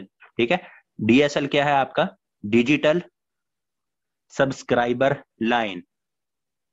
ये भी आपका पूछा गया कि DSL का मतलब क्या है, digital subscriber line, digital subscriber line, ये आपका क्या है जी, ये आपका DSL का मतलब है। तो हमारे पास जो सा ADSL, अभी लास्ट टाइम मुझे याद है, मैं आप लोगों को जब इंटरनेट का मसला था, तो मैं कह रहा था मैं अपग्रेड करवा रहा हूं, मैं इंटरनेट अपग्रेड करवा रहा हूं। तो वो क्या था, मेरा इंटरनेट था ADSL, और मैंने अब जो अपग्रेड करवाया है वो है VDSL। तो ADSL का क्या मतलब है, asymmetric, symmetric digital subscriber line. और VDSL का क्या मतलब है, very high speed, very high speed digital subscriber line. तो अब जो सी है स्पीड थोड़ी सी बढ़ गई है, इसमें आपकी अपलोडिंग स्पीड बढ़ जाती है। और ये भी दो आपके क्वेश्चन है, अपलोडिंग और डाउनलोडिंग। ठीक है, तो अभी वैसे मैंने नाम लिया है तो मुझे बता तो यहां देना चाहिए कि अपलोडिंग क्या होती है, आपके जोन से है कंप्यूटर से आप इंटरनेट के ऊपर कोई चीज जब भेजते हैं तो वो आपकी क्या है, आपकी क्या कहते हैं, हार्ड ड्राइव में से, तो वो आपकी अपलोडिंग है। जब आप इंटरनेट से कोई चीज क्या कहते हैं उसको वो इस तरह की कोई स्टेटमेंट होती है, तो वैसे सिंपल टर्म है, तो इसको देख लीजिएगा, जब इंटरनेट से आप कोई चीज निकालते हैं तो वो आपकी डाउनलोडिंग है, और जब आप इंटरनेट के ऊपर कोई चीज भेजोगे तो वो आपकी क्या है, वो आपकी अपलोडिंग है। तो ये डीएसएल के बाद अगर हम बात करें, तो ये जो आपकी क्या कहते हैं कनेक्शन होता है, ये एक तो पहले ये देख लें इसकी थोड़ी सी हिस्ट्री, फिर मैं आपको बताऊंगा कि ये कि कितने टाइप्स का होता है। तो इसकी हिस्ट्री क्या है कि 1970 के अराउंड की बात है, अगर एग्जैक्ट बताऊं तो 1969 की बात है। 1969 के अंदर यूएस की डिफेंस एजेंसी थी, वो बैठे हुए थे, उन्होंने कहा कि यार हम जो सा है, ये हमने हमारे पास कुछ नेटवर्क्स हैं, इनको हमने जोड़ना है। तो वो जो एजेंसी थी उसका क्या नाम था, उसका नाम था एरपानेट, PANET, हाँ यही है एरपानेट। तो इसका क्या मतलब है, इसका मतलब है advanced research project agency. Advanced 1969 की बात, रिसर्च प्रोजेक्ट एजेंसी यूएस की थी, और इन्होंने 19 कंप्यूटर्स को क्या किया, पहली दफा कनेक्ट किया, और ये उस वक्त जो सा है एक तरह से क्या बन गया, ये आपके, इन्होंने कहा कि ये हमने एक जो सा है इस 4 कंप्यूटर्स को प्राइवेट इनको इन्होंने कनेक्ट किया। फिर क्या हुआ, फिर आपका ये 1969 की बात है, जरा हिस्ट्री, फिर आपका 1983 के अंदर ये जो आपके विंटन कर्व साहब और बॉब कहान साहब ने जो सा है इसको इंटरनेट को पब्लिक कर दिया, और बाकी कंप्यूटर्स को भी इन्होंने कनेक्ट किया। तो इन्होंने कहा ये देखें कि अब आप जो सा है नेटवर्क्स, डिफरेंट नेटवर्क्स को इंटरनेट के थ्रू जो सा है आप कनेक्ट कर सकते हैं। तो इंटरनेट आपका आपके पास आता कहां से है, ये आपका एक चीज होती है optical fibre. Optical fibre, optical fibre जो सी है ये आपकी समंदरों के अंदर भी बिछी हुई है, ठीक है, ऑप्टिकल फाइबर। तो वहां से इसके थ्रू जो सा है आपका नेट जो सा है ये सिग्नल्स के थ्रू जो सा है ये आपका ट्रांसफर होता है। और ये ऑप्टिकल फाइबर किस चीज की बनी हुई है, ये आपकी ग्लास की और फाइबर इसके अंदर होता है, ग्लास और फाइबर। बाहर इसकी कोटिंग फाइबर की होती है और इसके अंदर क्या है, ग्लास होता है। और ये किसने बनाया था, ये भी पूछा जाता है कि ऑप्टिकल फाइबर जो सा है ये किसने बनाई थी। तो ये ऑप्टिकल फाइबर एक इंडियन थे, उनका नाम था नरेंद्र सिंह, नरेंद्र सिंह। तो अगर ये पूछ लिया जाए कि ऑप्टिकल फाइबर किसने बनाई थी, तो ये भी बंदा आपको, एक और बंदा, जैसे आपने चार्ल्स बेबेज, एलन ट्यूरिंग और एटेंसफ, हाँ एटेंसफ, और ये जो अभी मैंने विंटन सर्फ, इनमें कंफ्यूज नहीं होना, वो एबीसी कंप्यूटर वाले भाई साहब और थे, वो था अटेंसफ, और अभी जो कंप्यूटर इंटरनेट की बात की वो है विंटन सर्फ साहब। तो ऑप्टिकल फाइबर आपकी नरेंद्र सिंह, और इनसे जो सा इसके अंदर एक आपका वो होता है टोटल इंटरनल रिफ्रैक्शन, ठीक है, वो प्रोसेस होता है टोटल इंटरनल रिफ्रैक्शन का ऑप्टिकल फाइबर के अंदर, और जिसके थ्रू आपका इंटरनेट जो सा है आप लोगों के, हमारे हम सबके पास जो सा है वो पहुंच जाता है। तो इसके साथ फिर क्या, और ये जो इंटरनेट जो सा है ये आपके पास जो आता है, ये इसके जो नेटवर्क्स हैं वो एक तरह से हम अगर देखें तो उनको तीन कैटेगरीज में उनको डिवाइड किया जाता है। एक है आपके पास लैन, एक है आपके पास वैन, और एक है मैन। चले, वैन एंड में आना चाहिए था, चलो इसको अलग कर दें, मैन सेकंड में, और ये आपका क्या है, वैन। तो इनके नाम, local area network, local area network, MAN metropolitan area network, metropolitan area network, वैन wide area network, wide area network. दोबारा बताता हूं, लैन क्या है, लोकल एरिया नेटवर्क, मैन क्या है, मेट्रोपॉलिटन एरिया नेटवर्क, और वैन क्या है, वाइड एरिया नेटवर्क। अब ये तीनों जोन से हैं, एक तो इनका आपको मतलब आना चाहिए, और तीनों अलग अलग पूछे गए हैं कि लैन का क्या मतलब है, मैन का क्या मतलब है, और वैन का क्या मतलब है। और ये अब यूज कहां कहां होते हैं। लैन आपका लोकल एरिया नेटवर्क जोन सा है, ये आपका कहीं भी छोटी जगह पर क्लोज्ड, लोकल से ना आप समझे, लोकल हम कहते हैं ना, ये लोकल चीज है, मतलब इसकी कोई वैल्यू नहीं है। तो वो लोकल छोटी जगह क्लोज, वो क्या क्या चीजें हो सकती हैं, वो आपकी कोई भी बिल्डिंग हो सकती है। अब बिल्डिंग के अंदर क्या आएगा आपके, बिल्डिंग हो सकती है आपकी यूनिवर्सिटी जैसे है, कॉलेज है, यूनी हो सकती है आपकी, आपके ऑफिस हो सकते हैं, उनके अंदर जो आपका नेट प्रोवाइड किया जाता है वो आपका क्या है, वो आपका लैन लोकल एरिया नेटवर्क होगा।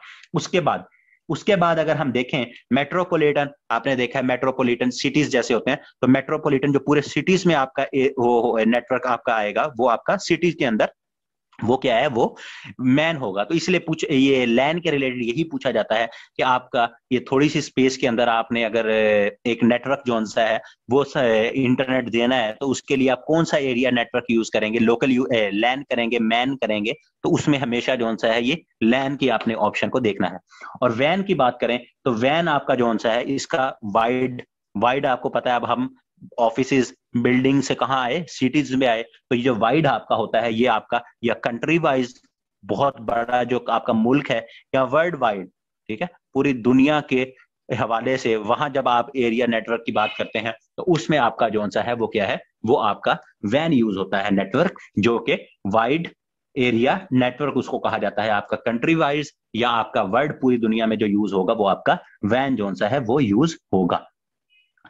तो ये आपका थोड़ा सा क्या था, इंटरनेट के रिलेटेड थोड़ी सी चीजें थी जिसके बारे में आपसे पूछा जाता है। तो अब इंटरनेट आपके पास जो पूछता कह रहा हूं पहुंचता है, वो किस तरह से पहुंचता है, वो आपका पहुंचता है राउटर्स के थ्रू और मोडेम्स के थ्रू। अब राउटर और मोडेम्स का भी एक चीज आपने ध्यान रखनी है, मोडेम या राउटर।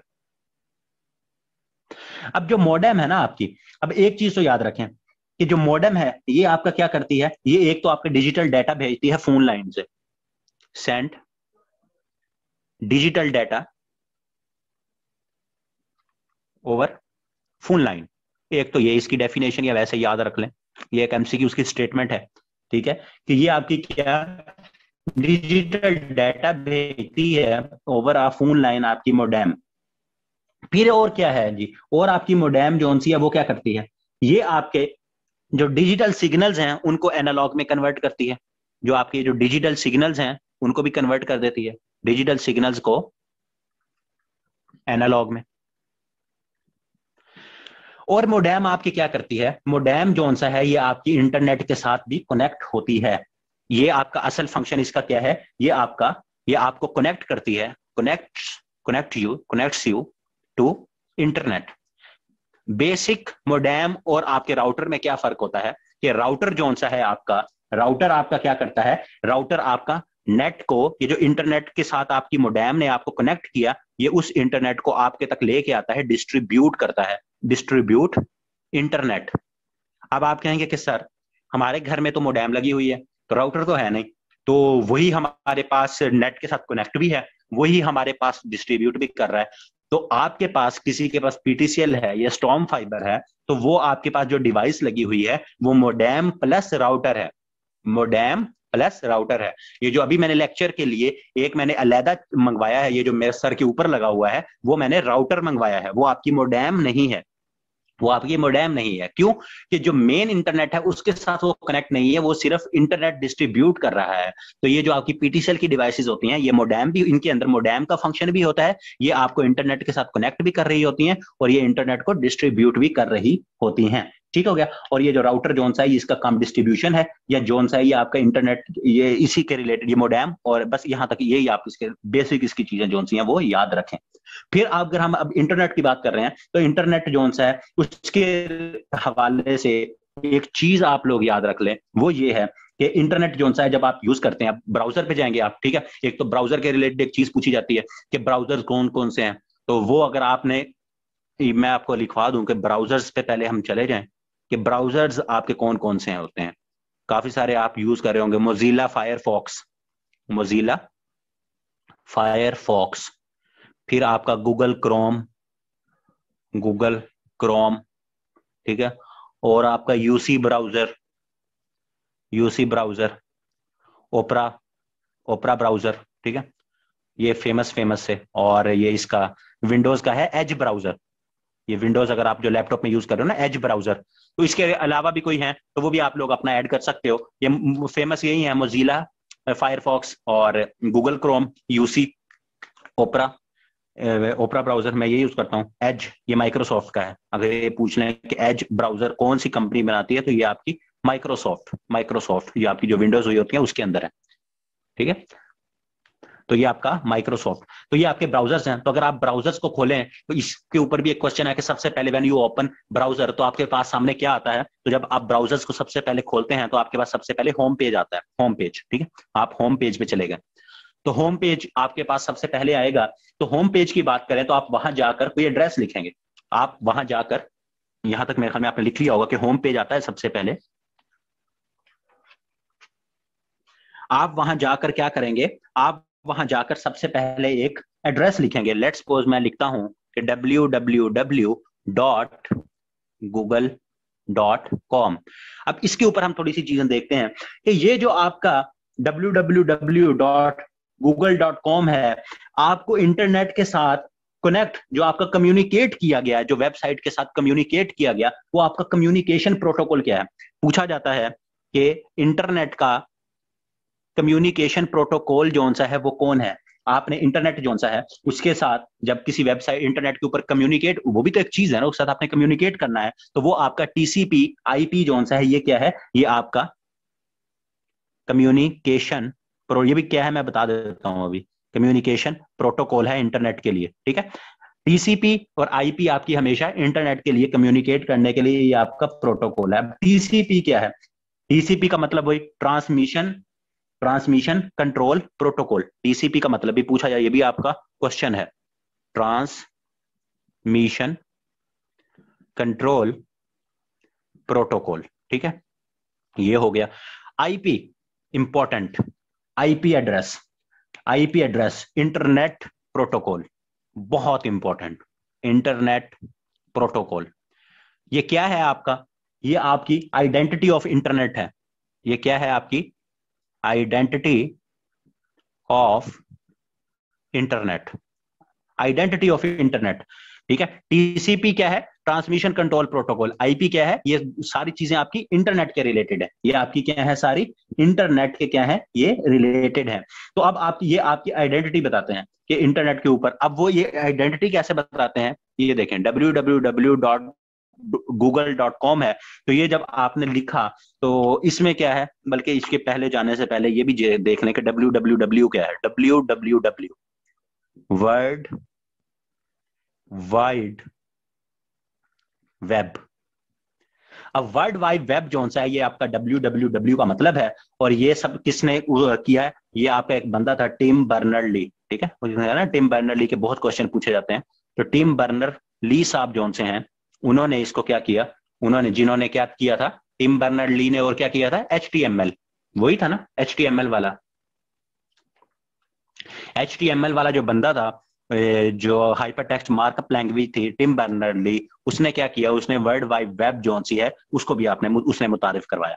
तो ये जो www.google.com है, ये जब आप लिखेंगे तो ये आपकी जो कम्युनिकेशन होगी वो टीसीपी आईपी के थ्रू होगी। टीसीपी ट्रांसमिशन कंट्रोल प्रोटोकॉल, और आईपी जो सा वो मैंने आपको बताया, ये आपकी आइडेंटिटी बताएगा। ठीक है, और आईपी हमेशा आपकी क्या है, ये नंबर्स में होता है। अगर आपने अपना अभी कंप्यूटर का या मोबाइल का आप इंटरनेट से कनेक्ट है तो आपने देखना हो माई आईपी, गूगल करें माई आईपी, तो वो इस तरह से आएगा 192.168.1.1, इस तरह से कोई होता है। ठीक है, तो ये आपका क्या है, नंबर्स में होता है, ये आपका आईपी एड्रेस, ये इंटरनेट की, ये देखा, ये मैंने बताया था आइडेंटिटी ऑफ, आप जो इंटरनेट यूज कर रहे हैं उसकी आइडेंटिटी होती है। तो ये जो www.google.com मैंने ये लिखा, इसमें www तो आपका पता लग गया, ये आपका क्या है जी, google.com। ये जो google.com है, ये आपका क्या है, डोमेन नेम। ये गूगल आपका क्या है, डोमेन नेम, डोमेन नेम। अब डोमेन नेम क्या मतलब, कि अब देखें, अब गूगल जो सा है, गूगल आपको एक तरह से एक पूरी वो समझे, आप समझे कि वो एक बैंक है एक बहुत बड़ा, उसके अंदर बहुत सारा डाटा पड़ा है। तो वो आपको क्या कर रहा है, वो आपको अपने उस बैंक के अंदर जो डाटा पड़ा है उसकी एक्सेस दे रहा है। वो आपको क्या दे रहा है, वो उसके पास जो डाटा पड़ा हुआ है उस डाटा की एक्सेस दे रहा है। तो उसने अपना एक स्पेसिफिक नाम रखा है, तो वो उसका डोमेन नेम है। ठीक है, वो उसका डोमेन नेम है। तो ये उस लिहाज से वो क्या है, वो आपको अपने उस डाटा की जो एक्सेस दे रहा है, वो कहता है कि इतना बड़ा सा दरिया है, उसमें से आप अगर कोई चीज देखना है आपने, सॉरी डोमेन नेम नहीं, वो जो एक्सेस दे रहा है वो आपका क्या है, वो डोमेन नेम नहीं, वो आपका डीएनएस होता है। सॉरी, वो आपका क्या होता है, वो आपका जो उसने अपने इतने सारे डाटा की आपको एक्सेस दी, डोमेन ये नेम है ना, वो है आपका डीएनएस। मैं यहाँ साइड पे कहीं लिख देता हूँ, डीएनएस। डीएनएस का मतलब क्या है? Domain name system. इसको सिर्फ सिंपल इसको क्या कहा जाता है? Domain name. एक सेकंड में आपको डीएनएस बता दूं, फिर मैं आपको डीएनएस का क्या मतलब है। डोमेन नेम सिस्टम, यहाँ ये डोमेन नेम लिखा हुआ है, आगे मैं सिस्टम लिख देता हूं। ठीक है, डीएनएस क्या है आपका? Domain name system. तो ये आपका क्या है? पूरा जो सिस्टम, जैसे उसने अपने आप को सर्वर्स तक रिसाई दी, तो वो आपको डीएनएस के थ्रू मिलती है कि वो कहता है कि जी हमारे पास इतना डाटा पड़ा है, तो आप इसकी एक्सेस चाहिए आपको, तो ठीक है, आप हमारा डोमेन नेम लिखें तो आपको वो एक्सेस मिल जाएगी। अब ये मैंने क्यों लिखवाया कि ये गूगल जोन सा है, ये यहां मैं www.youtube.com लिख दूं अगर, तो वो आपसे ये पूछ लिया जाता है, इस तरह से पूरा ये वेबसाइट ये लिखी होगी, वो कहेंगे इसको अंडरलाइन करके कि ये आपके पास क्या है। जैसे मैंने ऊपर लिखा कि डोमेन नेम है, तो ये भी आपको डोमेन नेम है, तो ये याद रखना है कि ये आपकी डोमेन है, डोमेन है। ठीक है, ये आपकी डोमेन है। डोमेन का मैंने आपको बताया कि जैसे वो उन्होंने एक्सेस देनी होती है आपको पूरे डाटा की, तो ये आपका क्या है? यूट्यूब जोन सा है या गूगल है, यहाँ फेसबुक हो, कुछ भी हो, www.ppsc जोन सी है, तो ppsc.government, ये आपका क्या है? ये आपका डोमेन है, ये उसकी डोमेन का नाम है कि भाई आप ये जो जब डोमेन का नाम लिखोगे तो वो कहेगा अच्छा इसने फलाने के जोन से है, डाटा बैंक के अंदर जाना है, फलानी वेबसाइट के ऊपर ये जाना चाह रहा है, तो ये आपका क्या है? ये डोमेन नेम है। आईपी एड्रेस आपका हो गया। और उसके बाद हमारे पास क्या है? उसके बाद हमारे पास अगर हम बात करें तो इंटरनेट के ऊपर ही एक हमारे पास चीज आती है, बस अब थोड़ी सी चीजें रह गई हैं। ईमेल। ईमेल पहले जमाने में मेल होती थी, ठीक है, पहले जमाने में आपके पास क्या होती थी? मेल होती थी, खतो खिताबत होती थी, कबूतर होते थे। तो ई का क्या मतलब है? ई का मतलब electronic, electronic mail, electronic mail. ठीक है, इसी तरह तिजारत को क्या कहते हैं? Commerce, commerce. तो ई कॉमर्स का क्या मतलब? Electronically, online trade. ठीक है, तो वो ईमेल, तो ईमेल आपकी हो गई। और ये ईमेल किस बंदे ने? एक बंदा था, उसका नाम था रे टॉम, टॉम क्या था उसका नाम? Tom Linson. हाँ यही है, कंफर्म कर लेना, लेकिन यही है रे, रे Tom Linson, LINSON, Tom Linson. इन्होंने 1971 के अंदर पहली ईमेल भेजी। तो ये पूछा जाता है कि ईमेल किस बंदे ने की? तो ईमेल वाला आया था ना, चलो एक दिन आप लोग लेट हो गए। क्वेश्चन यही क्या पूछा था कि किस बंदे ने, क्या क्वेश्चन था?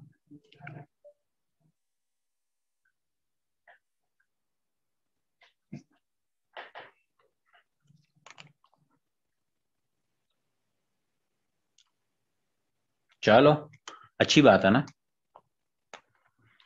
चलो अच्छी बात है, आप लोगों को सुकून, जरा तसल्ली हो रही होगी कि यार हम सही पढ़ रहे हैं। अच्छा, ईमेल स्टैंड फॉर, चलो इलेक्ट्रॉनिक मेल। हाँ यही तो क्वेश्चंस यार, और क्वेश्चंस उसने कहाँ से बनाने हैं? इसी तरह के क्वेश्चंस आने हैं। कोई अगर आप सारी चीजें पढ़ लोगे तो मैक्सिमम ये है कि 60 to 70 क्वेश्चंस कोई होता है, कोई 10-15 क्वेश्चंस आपको बाहर से बहुत टफ दे सकता है, तो मोस्टली आप लोगों को आएंगे। चले जबरदस्त, अगर आपका ठीक है तो रे टॉमलिंसन साहब ने 1971 के अंदर पहली ईमेल भेज दी। और उसके बाद जी, ईमेल की अगर हम बात करें, ईमेल, तो ईमेल के हवाले से क्या क्या चीजें आप लोगों से पूछी जा सकती हैं? ईमेल का एक तो हम देख लेते हैं।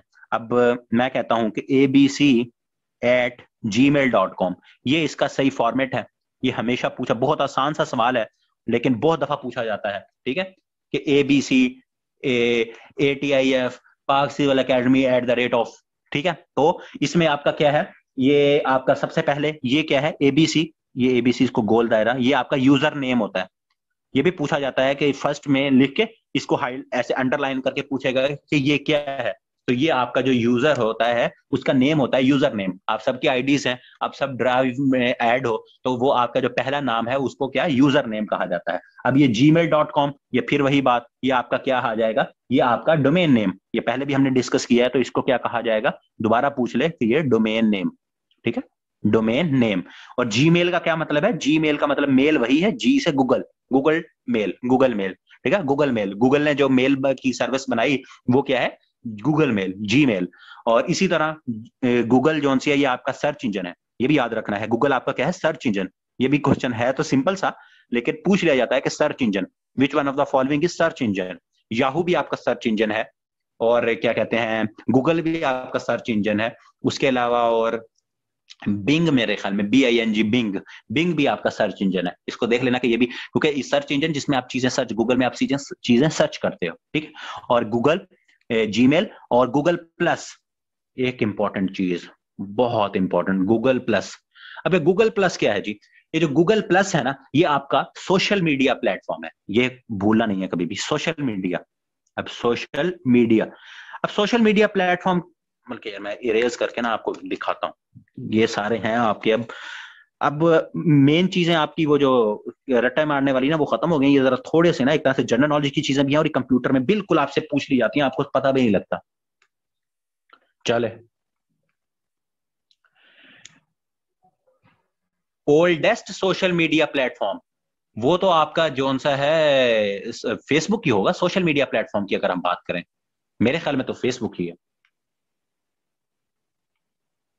फेसबुक से पहले फेसबुक ही है, फिर ट्विटर वगैरह ये सारे फेसबुक के बाद आए हैं मेरे ख्याल में, कि पहले आए हैं।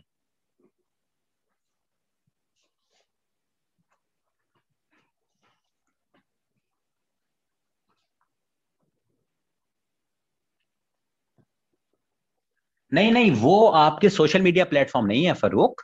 वो मैंने अभी तो आपको बताया कि गूगल क्या है, आपका सर्च इंजन है। सर्च इंजन और सोशल मीडिया प्लेटफॉर्म का फर्क जानकर जियो।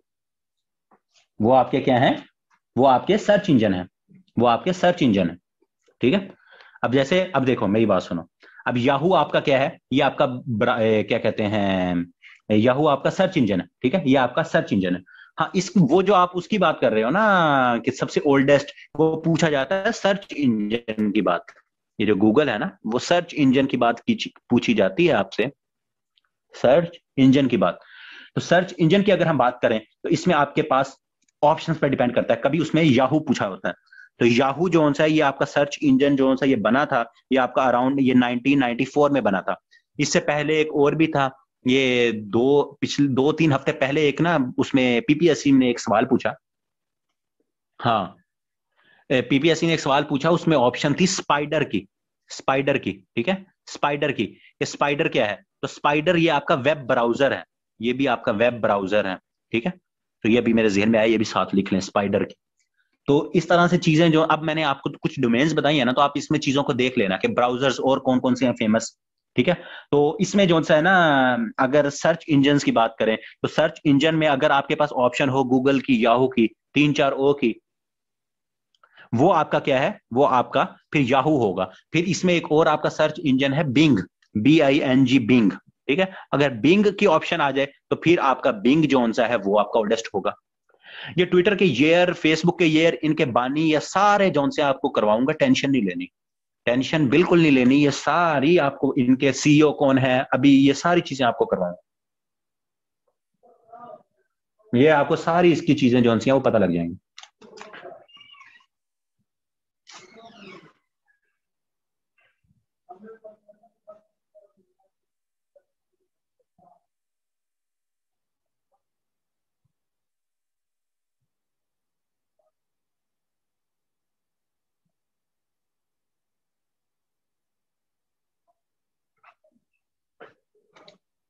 हम्म। नहीं, ये बिंग, ये मैं ना इसको ही कंफर्म कर रहा था, ये बिंग नहीं है आपका, ये याहू ही है। अगर आए ना ऑप्शन सर्च इंजन में, ये बिंग ये नहीं है आपका, ठीक है। या सर्च इंजन ये याहू होगा, ये बिंग को रिमूव कर दें। ये बिंग तो आपका वो माइक्रोसॉफ्ट की तरफ से अभी बाद में आया है बिंग। तो एक और है, वो है मोजाइक, वो हो अगर तो, MOSAIC, मोजाइक। ये आपका 1993 के अंदर था, ठीक है। तो अगर ये ऑप्शन में हो, तो फिर आप ओल्डेस्ट इसको टिक करेंगे, वरना फिर आप याहू को जो सा कर सकते हैं। तो 1993 में आपका ये था, और 1994 के अंदर आपका क्या था? याहू था। तो ये ऑप्शंस पे डिपेंड करता है। वेब क्रॉलर, हाँ, ये वो वेब क्रॉलर जो सा है ना, ये आपका, ये उसका स्पाइडर में भी आए, इसी को ही कह दिया जाता है मेरे ख्याल में। इसको कंफर्म कर लेना, लेकिन मैंने जो देखा था ना,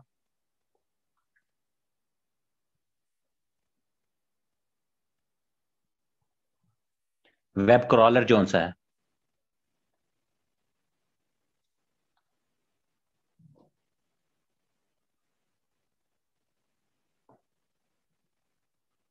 मैंने वेब क्रॉलर बताया तो था।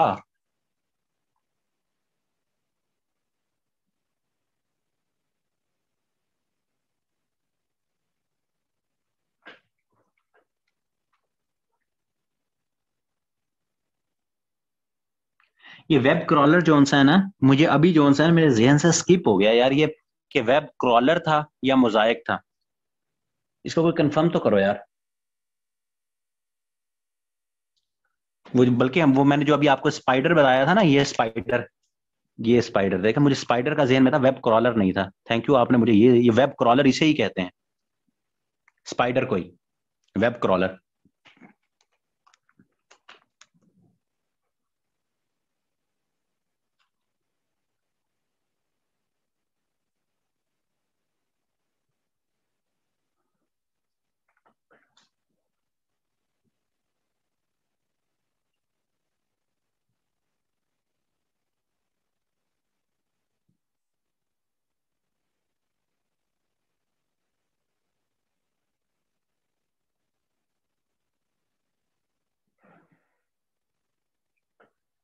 ये वेब क्रॉलर जो है ना, अगर ये आ जाए, वरना मोस्टली वैसे मैं अगर आपको बताऊं ना, ये वेब क्रॉलर का भी आ जाता है, लेकिन ज्यादातर याहू का आएगा। तो आप इसको देख रहे हैं ना, वेब क्रॉलर जो है मैंने अभी जो थोड़ा सा देखा है, वरना इसको दोबारा हम कंफर्म भी कर लेंगे। लेकिन इनको देख लेना, इन तीनों को ना, इनके डेट्स मैं फिर ग्रुप में भेज दूंगा। वैसे मेरे ख्याल के मुताबिक ये वेब क्रॉलर जो है ना, ये ओल्डेस्ट नहीं बनता। ठीक है, काफी सारी जो वेबसाइट्स हैं उस पर ये आता है, लेकिन अगर पूछे भी तो याहू पूछेगा, तो आप याहू को ध्यान में रख लें। अच्छा। अच्छा, हम ये आपके ब्राउजर और सर्च इंजन, ये आपके क्या कहते हैं, ये हो गए थोड़े से। अब हम बात कर रहे थे सोशल मीडिया की, जो हमने गूगल प्लस के ऊपर बात की थी। सोशल मीडिया एप्स जो सी हैं वो आपकी क्या हैं, वो आपकी हैं जैसे ट्विटर, क्या कहते हैं आपका, फेसबुक, एफबी, इंस्टाग्राम। ठीक है, इंस्टाग्राम, ये भी बस वैसे आपको बता रहा हूँ, इंस्टाग्राम। तो ये आपकी सोशल मीडिया एप्स हैं। ठीक है, सोशल मीडिया एप्स हैं। तो वो पूछा जाता है कि गूगल प्लस जो सा है, ये किस कैटेगरी में आता है। तो गूगल प्लस जो सा आपका इस कैटेगरी में आता है, सोशल मीडिया एप्स के अंदर। ठीक है, इसी के हवाले से एक और आपकी ऐप है, उसके लिए पूछा जाता है लिंक्डइन। लिंक्डइन, ठीक है। तो लिंक्डइन आपका क्या है, ये प्रोफेशनल्स के लिए है, प्रोफेशनल वर्क के लिए, प्रोफेशनल वर्क, बिजनेस क्या कहते हैं, ये जॉब्स वगैरह उसके लिए ना। तो ये आपकी प्रोफेशनल, उसके लिए लिंक्डइन जो सी है वो यूज होती है। तो ये कुछ एप्स या इनके रिलेटेड जो सी है, ये चीजें भी पूछ ली जाती हैं। बाकी हम इनको डिटेल में, फेसबुक, एफबी, ये सारी जो सी है, ये हम इनको देख लेंगे डिटेल में। तो इस चीज की जो सी आपने टेंशन नहीं लेनी। अच्छा, और उसके बाद हमारे पास क्या चीजें थी, ईमेल हमारे पास हो गई, और आईपी एड्रेस, और उसके बाद हाँ, ईमेल हो गई। ईमेल के अंदर हमारे पास क्या होता है जी, ईमेल के बारे में हम बात कर रहे थे, कहां से कहां निकल गए थोड़ा सा। तो ईमेल के अंदर आपके पास एक होता है इनबॉक्स। ठीक है, 1971 में भेजी गई थी, ये तो हो गया ना। और इनबॉक्स के अंदर हमारे पास क्या होता है जी, एक होता है टू। टू तो होता है कि जिसको आपने भेजनी हो। टू, ये किसका, सेंडर, जिसको आपने भेजनी हो। ठीक है, जिसको आपने भेजनी होती है ईमेल, वो आपका टू की ऑप्शन में होता है। उसके बाद इसमें एक ऑप्शन होती है सीसी की। सीसी को क्या कहते हैं, ये पूछा जाता है, सीसी का कार्बन कॉपी। ठीक है, कार्बन कॉपी। और इसके अंदर एक आपका क्या है जी, जंक फोल्डर होता है, जंक फोल्डर। तो जंक फोल्डर क्या है जी आपका, जंक फोल्डर, नहीं, जंक फोल्डर इसमें होता है, जंक फोल्डर भला इसमें होता है कि नहीं होता। जंक फोल्डर नहीं होता, वो मेरे ख्याल में होता है स्पैम। स्पैम का होता है फोल्डर, स्पैम। स्पैम होता है कि जो आपको क्या कहते हैं, ईमेल्स या कोई आपको फजूल वो भेजता है, जो आप कंपनीज आपको भेजती रहती है एडवर्टाइजमेंट के लिए। ठीक है, तो अनवांटेड जो आपके पास, वो इसे कहते हैं सॉलिसिटेड, सॉलिसिटेटेड। ठीक है, इस तरह का कोई वर्ड होता है। इसी तरह ये पेपर में पूछा जाता है, अनसॉलिस, या इसको अनवांटेड ही लिख लो यार, ये मेरे जहन में लफ्ज भूला हुआ है, कि जो आप नहीं चाहते होते, अनवांटेड। ठीक है, या मलिशियस, ये भी पूछा गया था। मलिशियस जो ईमेल्स होती हैं, वो आपकी कहाँ जाती हैं, तो वो आपकी स्पैम, स्पैम जो आपका फोल्डर, ये जंक, मेरे ख्याल में इसी को ही कहते हैं, जंक फोल्डर। तो ये इसमें चली जाती हैं। और उसके बाद इनबॉक्स, जो आपके पास ईमेल रिसीव होती हैं, वो आपकी इनबॉक्स के अंदर आती हैं, वो आपकी इनबॉक्स के अंदर आती हैं। ठीक है, इन डॉक्स नहीं, बॉक्स। ठीक है, जो आपको रिसीव होती हैं, जो आप भेजते हैं, वो आपकी किस में जाती हैं, वो आपके जोन से है किस में, सेंड में, सेंडर की ऑप्शन होती है, आई थिंक सेंट की, सॉरी, सेंट, सेंट की ऑप्शन, जब जिस बंदे को चली जाती हैं।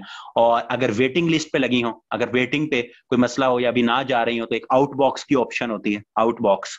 ठीक है, उसमें आपकी अगर वेटिंग पे लगी हो तो आउटबॉक्स में चली जाती हैं। और सेव होकर कौन से फोल्डर में जाती हैं? ईमेल आपकी सेव होकर ड्राफ्ट फोल्डर में अगर सेव हो जाए तो सेव होकर वो, अगर आपको कोई काम हो आप उसको बैक करके ड्राफ्ट फोल्डर होता है उसके अंदर ये सेव हो जाती हैं। तो ये ईमेल के रिलेटेड कुछ चीजें थी जो अनसोलिस नहीं, इस तरह नहीं, अनसोलिसिटेड, हाँ अनसोलिसिटेड, हाँ यही होता है अनसोलिसिटेड, अनसोलिसिटेड, हाँ जिसको आप ना चाह रहे हो, ठीक है। अनसोलिसिटेड, मेरे जुबान पे लफ्ज नहीं चढ़ा, सोलिसिटेड, ठीक है। तो ये आपकी हो गई।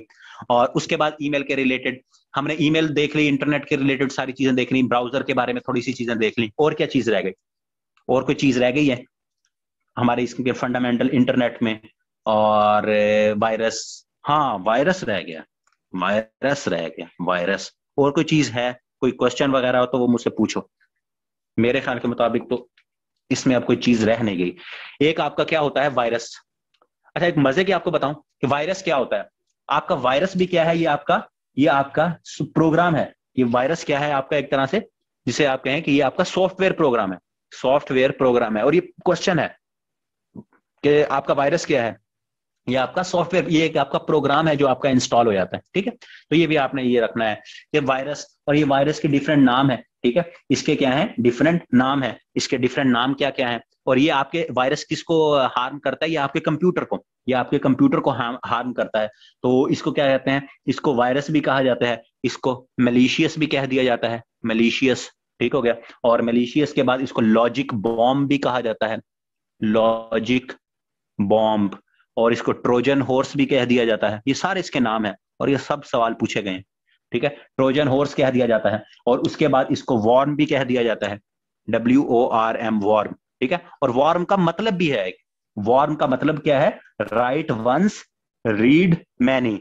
और ये पूछा गया है, राइट वंस रीड मैनी, ठीक है। तो ये भी जोन सी आपकी वायरस जोन से हैं वो हो जाते हैं। और फिर इनको खत्म करने के लिए आप एंटीवायरस इंस्टॉल करते हैं, ठीक है। एंटीवायरस इंस्टॉल करते हैं तो वो आपने, हमने देखा था कि एंटीवायरस जोन से हैं वो आपके यूटिलिटी जोन से हैं, सॉफ्टवेयर के, वो जो हमने सॉफ्टवेयर की टाइप देखी तो उसके अंदर आ जाते हैं। तो ये आपके वायरस हैं। और वायरस एक और यहाँ वायरस के, आपको पता है हम भी पीछे नहीं है, तो 1986 के अंदर पाकिस्तान के स्टूडेंट्स ने भी, पाकिस्तान ने भी एक वायरस बनाया था। तो उसका नाम भी पूछा जाता है, अभी भी पूछा गया था कि पाकिस्तान ने जो वायरस बनाया था, पाकिस्तान वायरस, ठीक है, पाकिस्तान वायरस, तो उसका नाम क्या था? उसका नाम था ब्रेन, BRAIN, उसका नाम क्या था? ब्रेन। और कब बनाया था? 1986 के अंदर। 1986 के अंदर पाकिस्तान में पहली दफा जो एक वायरस बनाया था उसका क्या नाम था? उसका नाम था 1980, ओ सॉरी, उसका नाम था ब्रेन। और वो कब बना था? 1986 के अंदर, ठीक है। इसके अलावा कोई सवाल वगैरह हो? एक बल्कि और चीज याद रख लें, मेरे जहन में भी यही, एक आपके सॉफ्टवेयर होते हैं, हम सॉफ्टवेयर की बात करते हैं ना, एंटीवायरस, एक होते हैं public domain software, public domain software. तो वो पूछ लें अगर कि पब्लिक डोमेन सॉफ्टवेयर कौन से होते हैं। ये जो आपके पब्लिक डोमेन सॉफ्टवेयर हैं ये आपके वो सॉफ्टवेयर होते हैं, अगर इनको मैं सिंपल कहूँ, जो आपके फ्री सॉफ्टवेयर है। फ्री कैसे? जैसे आपका ये VLC प्लेयर है, ये आप फ्री इंस्टॉल कर लेते हैं, ठीक है। और उसके बाद जी आपका एक ज़ेपिया है, लेट्स सपोज, ये ज़ेपिया जिसे आप शेयर करते हैं, ट्रांसफर, ठीक है। और आपकी फेसबुक है, ठीक है। तो जो भी हैं, जो आपके सॉफ्टवेयर जो आपको फ्री ऑफ कॉस्ट, बगैर किसी लाइसेंस के, पे किए बगैर अवेलेबल होते हैं, वो पब्लिक डोमेन सॉफ्टवेयर होते हैं, ठीक है। डोमेन वही मैंने आपको बताया कि उनका सर्वर, उनका डाटा आप यूज कर रहे होते हैं। तो ये जोन से हैं आपके पास क्या है? ये आपके पास आपके पब्लिक डोमेन जोन से हैं, सॉफ्टवेयर हो जाते हैं। वरना काफी सारों ने अपना कॉपीराइट का क्लेम किया होता है कि आप जोन सा है हमारा ये जो सॉफ्टवेयर या डोमेन नेम जोन सा है वो यूज नहीं कर सकते। अब जैसे अगर मैं बात करूं कि आप में से किसी ने वेबसाइट बनानी है, तो आप क्या है, आप डिफरेंट डोमेन नेम यूज करोगे, आप PPSE यूज नहीं कर सकते, ठीक है। आप बहावलपुर की अगर या कोई है, या BZU जोन सी है, या UUT लाहौर है, या लम्स है, या नस्ट है, इनका डोमेन नेम यूज नहीं कर सकते क्योंकि उनका कॉपीराइट क्लेम है। तो वो क्या है, वो जोन सा है। इसी तरह कॉपीराइट, और अगर जोन सा है ये कॉपीराइट के रिलेटेड, और दूसरा सॉफ्टवेयर जोन से मैंने आपको बताया कि कुछ आपके जोन से पब्लिक डोमेन होते हैं। तो पब्लिक डोमेन सॉफ्टवेयर आपके अगर पूछ रहे हैं कौन से होते हैं, तो वो होते हैं जिनके ऊपर कोई लाइसेंस वगैरह नहीं होता, वो आपके ऑलमोस्ट जोन से हैं वो फ्री होते हैं।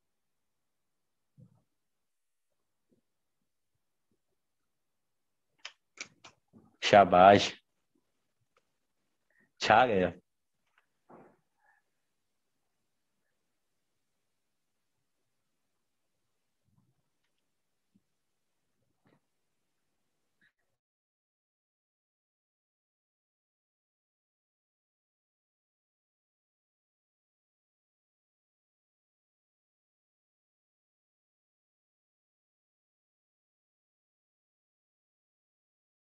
कोई मिस हुई हो?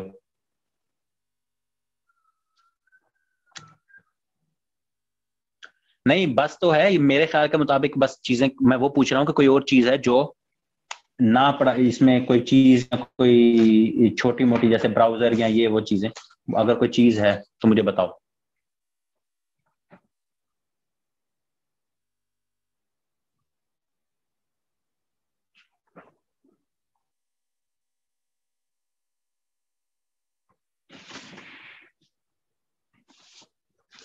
जल्दी जल्दी बताओ अगर कोई है।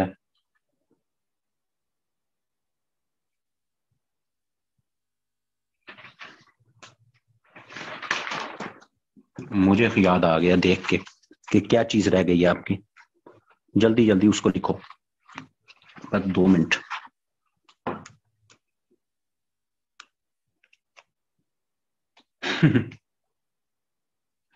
अच्छा देखो, अब नेटवर्क्स है ना आपके, उनका एक फिजिकल लेआउट, जो आपकी जो नेटवर्क्स हैं उनका एक फिजिकल लेआउट होता है, उसको क्या कहते हैं? उसको कहते हैं टोपोलॉजी। ये टोपोलॉजी, टोपोलो टोपोलॉजी। अब ये टोपोलॉजी क्या है बेसिकली आपकी?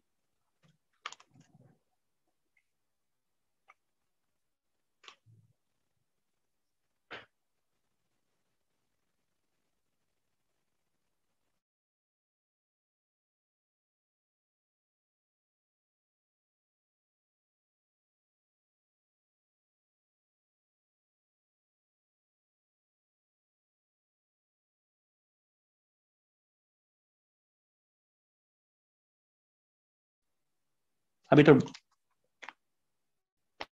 वो खुद मैंने ऑफ की थी स्क्रीन, अब शो हो रही है ना स्क्रीन?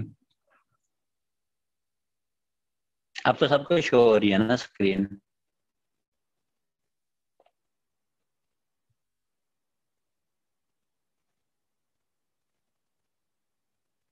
ठीक है।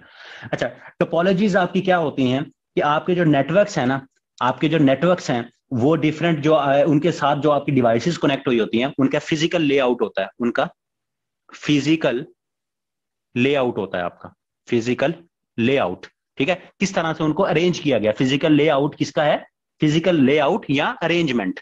ठीक है, फिजिकल लेआउट या अरेंजमेंट जोन सी है उनकी, वो आपकी क्या है? टोपोलॉजी होती है। तो इसकी टाइप्स, इसके बारे में एक तो ये आपको आइडिया होना चाहिए, फिर इसकी पूछ लेते हैं टाइप्स, कि टोपोलॉजी की टाइप्स कितनी है। तो मोस्टली जोन सी अगर हम देखें जनरल, तो 5 टाइप्स हैं इसकी, 5 हैं। अगर हाइब्रिड जोन सा है उसकी बात करें तो हाइब्रिड को भी मिला लो तो 6, लेकिन मोस्टली आपकी 5 टाइप्स हैं। तो आपको बस उनका जनरल नाम आना चाहिए, वो मैं लिख देता हूं। एक है बस टोपोलॉजी, एक है आपकी रिंग टोपोलॉजी, और फिर स्टार टोपोलॉजी, और ट्री टोपोलॉजी, और मैश टोपोलॉजी।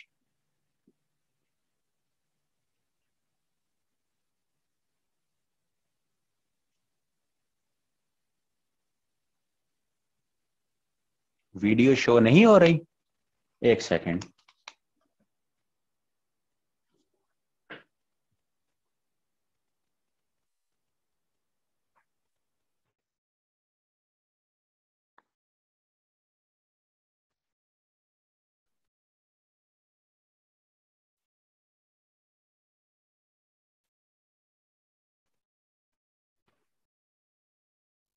अब शो हो गई?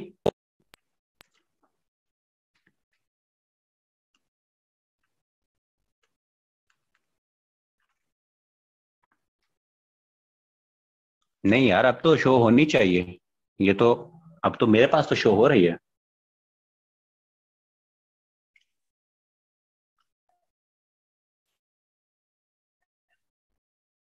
चलें ठीक है, तो बस ये टोपोलॉजीज देख लें, ये बस, रिंग, स्टार, ट्री और मैश, ये आपकी क्या है, ये 5 टोपोलॉजीज, ये लेआउट है, अरेंजमेंट है। अब ये किस वजह से इनको, ये पूछा जाता है इनको नाम किस वजह से दिया गया है, तो ये इस वजह से दिया गया है इनकी शेप की वजह से। अब स्टार जो टोपोलॉजी है उसमें क्या होगा, आपके पास एक नेटवर्क यहां होगा, एक आपका नेटवर्क यहां होगा, एक यहां होगा, ये इनको वो जो स्टार की तरह जो सा यूं करके कनेक्ट किया गया होगा, ये और ये आपकी स्टार टोपोलॉजी बन जाएगी।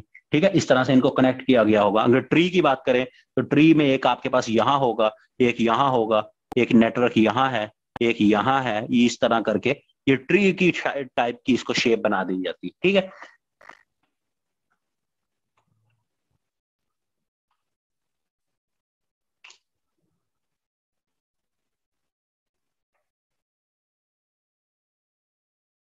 कोई नहीं कोई नहीं, ये सारे ऐसी हैं चीजें। अच्छा, बस इसके रिलेटेड 2-3 चीजें लिख लो, बस फिर बस एंड कर रहे हैं। इसमें जो सी है सबसे ज्यादा रिलायबल, सबसे ज्यादा अगर हम बात करें कि आपकी जो सी है रिलायबल टोपोलॉजी कौन सी है, वो आपकी मैश, ये सबसे ज्यादा रिलायबल टेक्नोलॉजी क्या है, वो आपकी मैश टेक्नोलॉजी है। वो आपकी मैश, सॉरी टेक्नोलॉजी कह रहा हूँ, टोपोलॉजी ये आपकी क्या है, ये सबसे ज्यादा इसकी रिलायबिलिटी जोन सी है सबसे ज्यादा जोन सी है वो होती है। तो ये आपका जोन सा है, ये टोपोलॉजी के रिलेटेड अगर कोई पूछ ले कि क्या कहते हैं कौन सी जोन सी है टोपोलॉजी कितनी है, तो आपको पता होना चाहिए कि 5 है। ठीक है, और रिलायबल सबसे ज्यादा कौन सी है, वो आपकी मैश जोन सी है वो है। ठीक है, तो ये इसके रिलेटेड, कंप्यूटर के रिलेटेड कोई 4-5 चीजें थी। तो यहां तक किसी को कोई मसला मसाइल हो तो मुझे बताओ।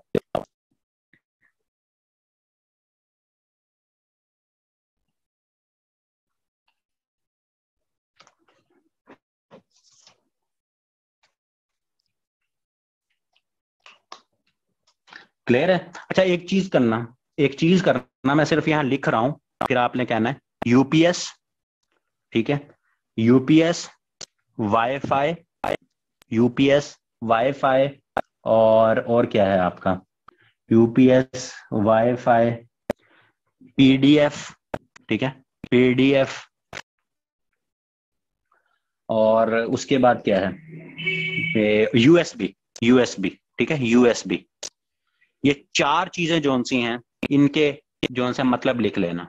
ठीक है, बस बस ये आप लोग लिख लेना। ठीक है, वैसे बता दूं अगर, तो अनइंटरप्टेबल पावर सप्लाई होता है यूपीएस का मतलब। ठीक है, अनइंटरप्टेबल पावर सप्लाई, और यूएसबी, यूनिवर्सल सीरियल बस, यूएसबी होती है आपकी। और पीडीएफ आपकी जो सी है पोर्टेबल डॉक्यूमेंट फॉर्मेट होता है आपका, portable document document document format, ये दोबारा भी देख लेना। और वाईफाई जो सा है ये आपकी वायरलेस फिडिलिटी, ये मैं लिखवा देता हूं, चलो यहाँ वायरलेस, काफी दफा पूछा गया है, fidelity, FIDELITY, fidelity, wireless fidelity, ये आपकी क्या है, ये आपकी वाईफाई का मतलब है, ये आपका वाईफाई जो सा है ये उसका मतलब बनता है।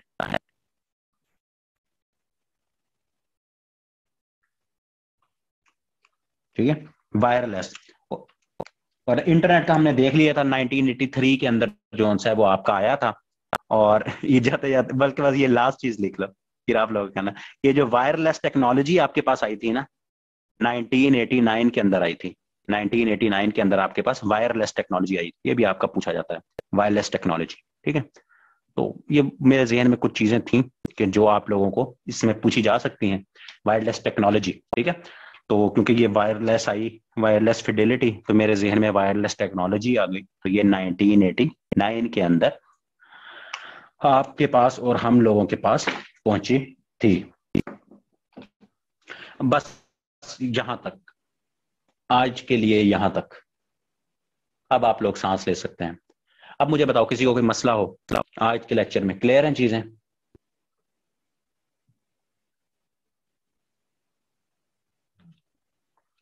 ठीक है जी।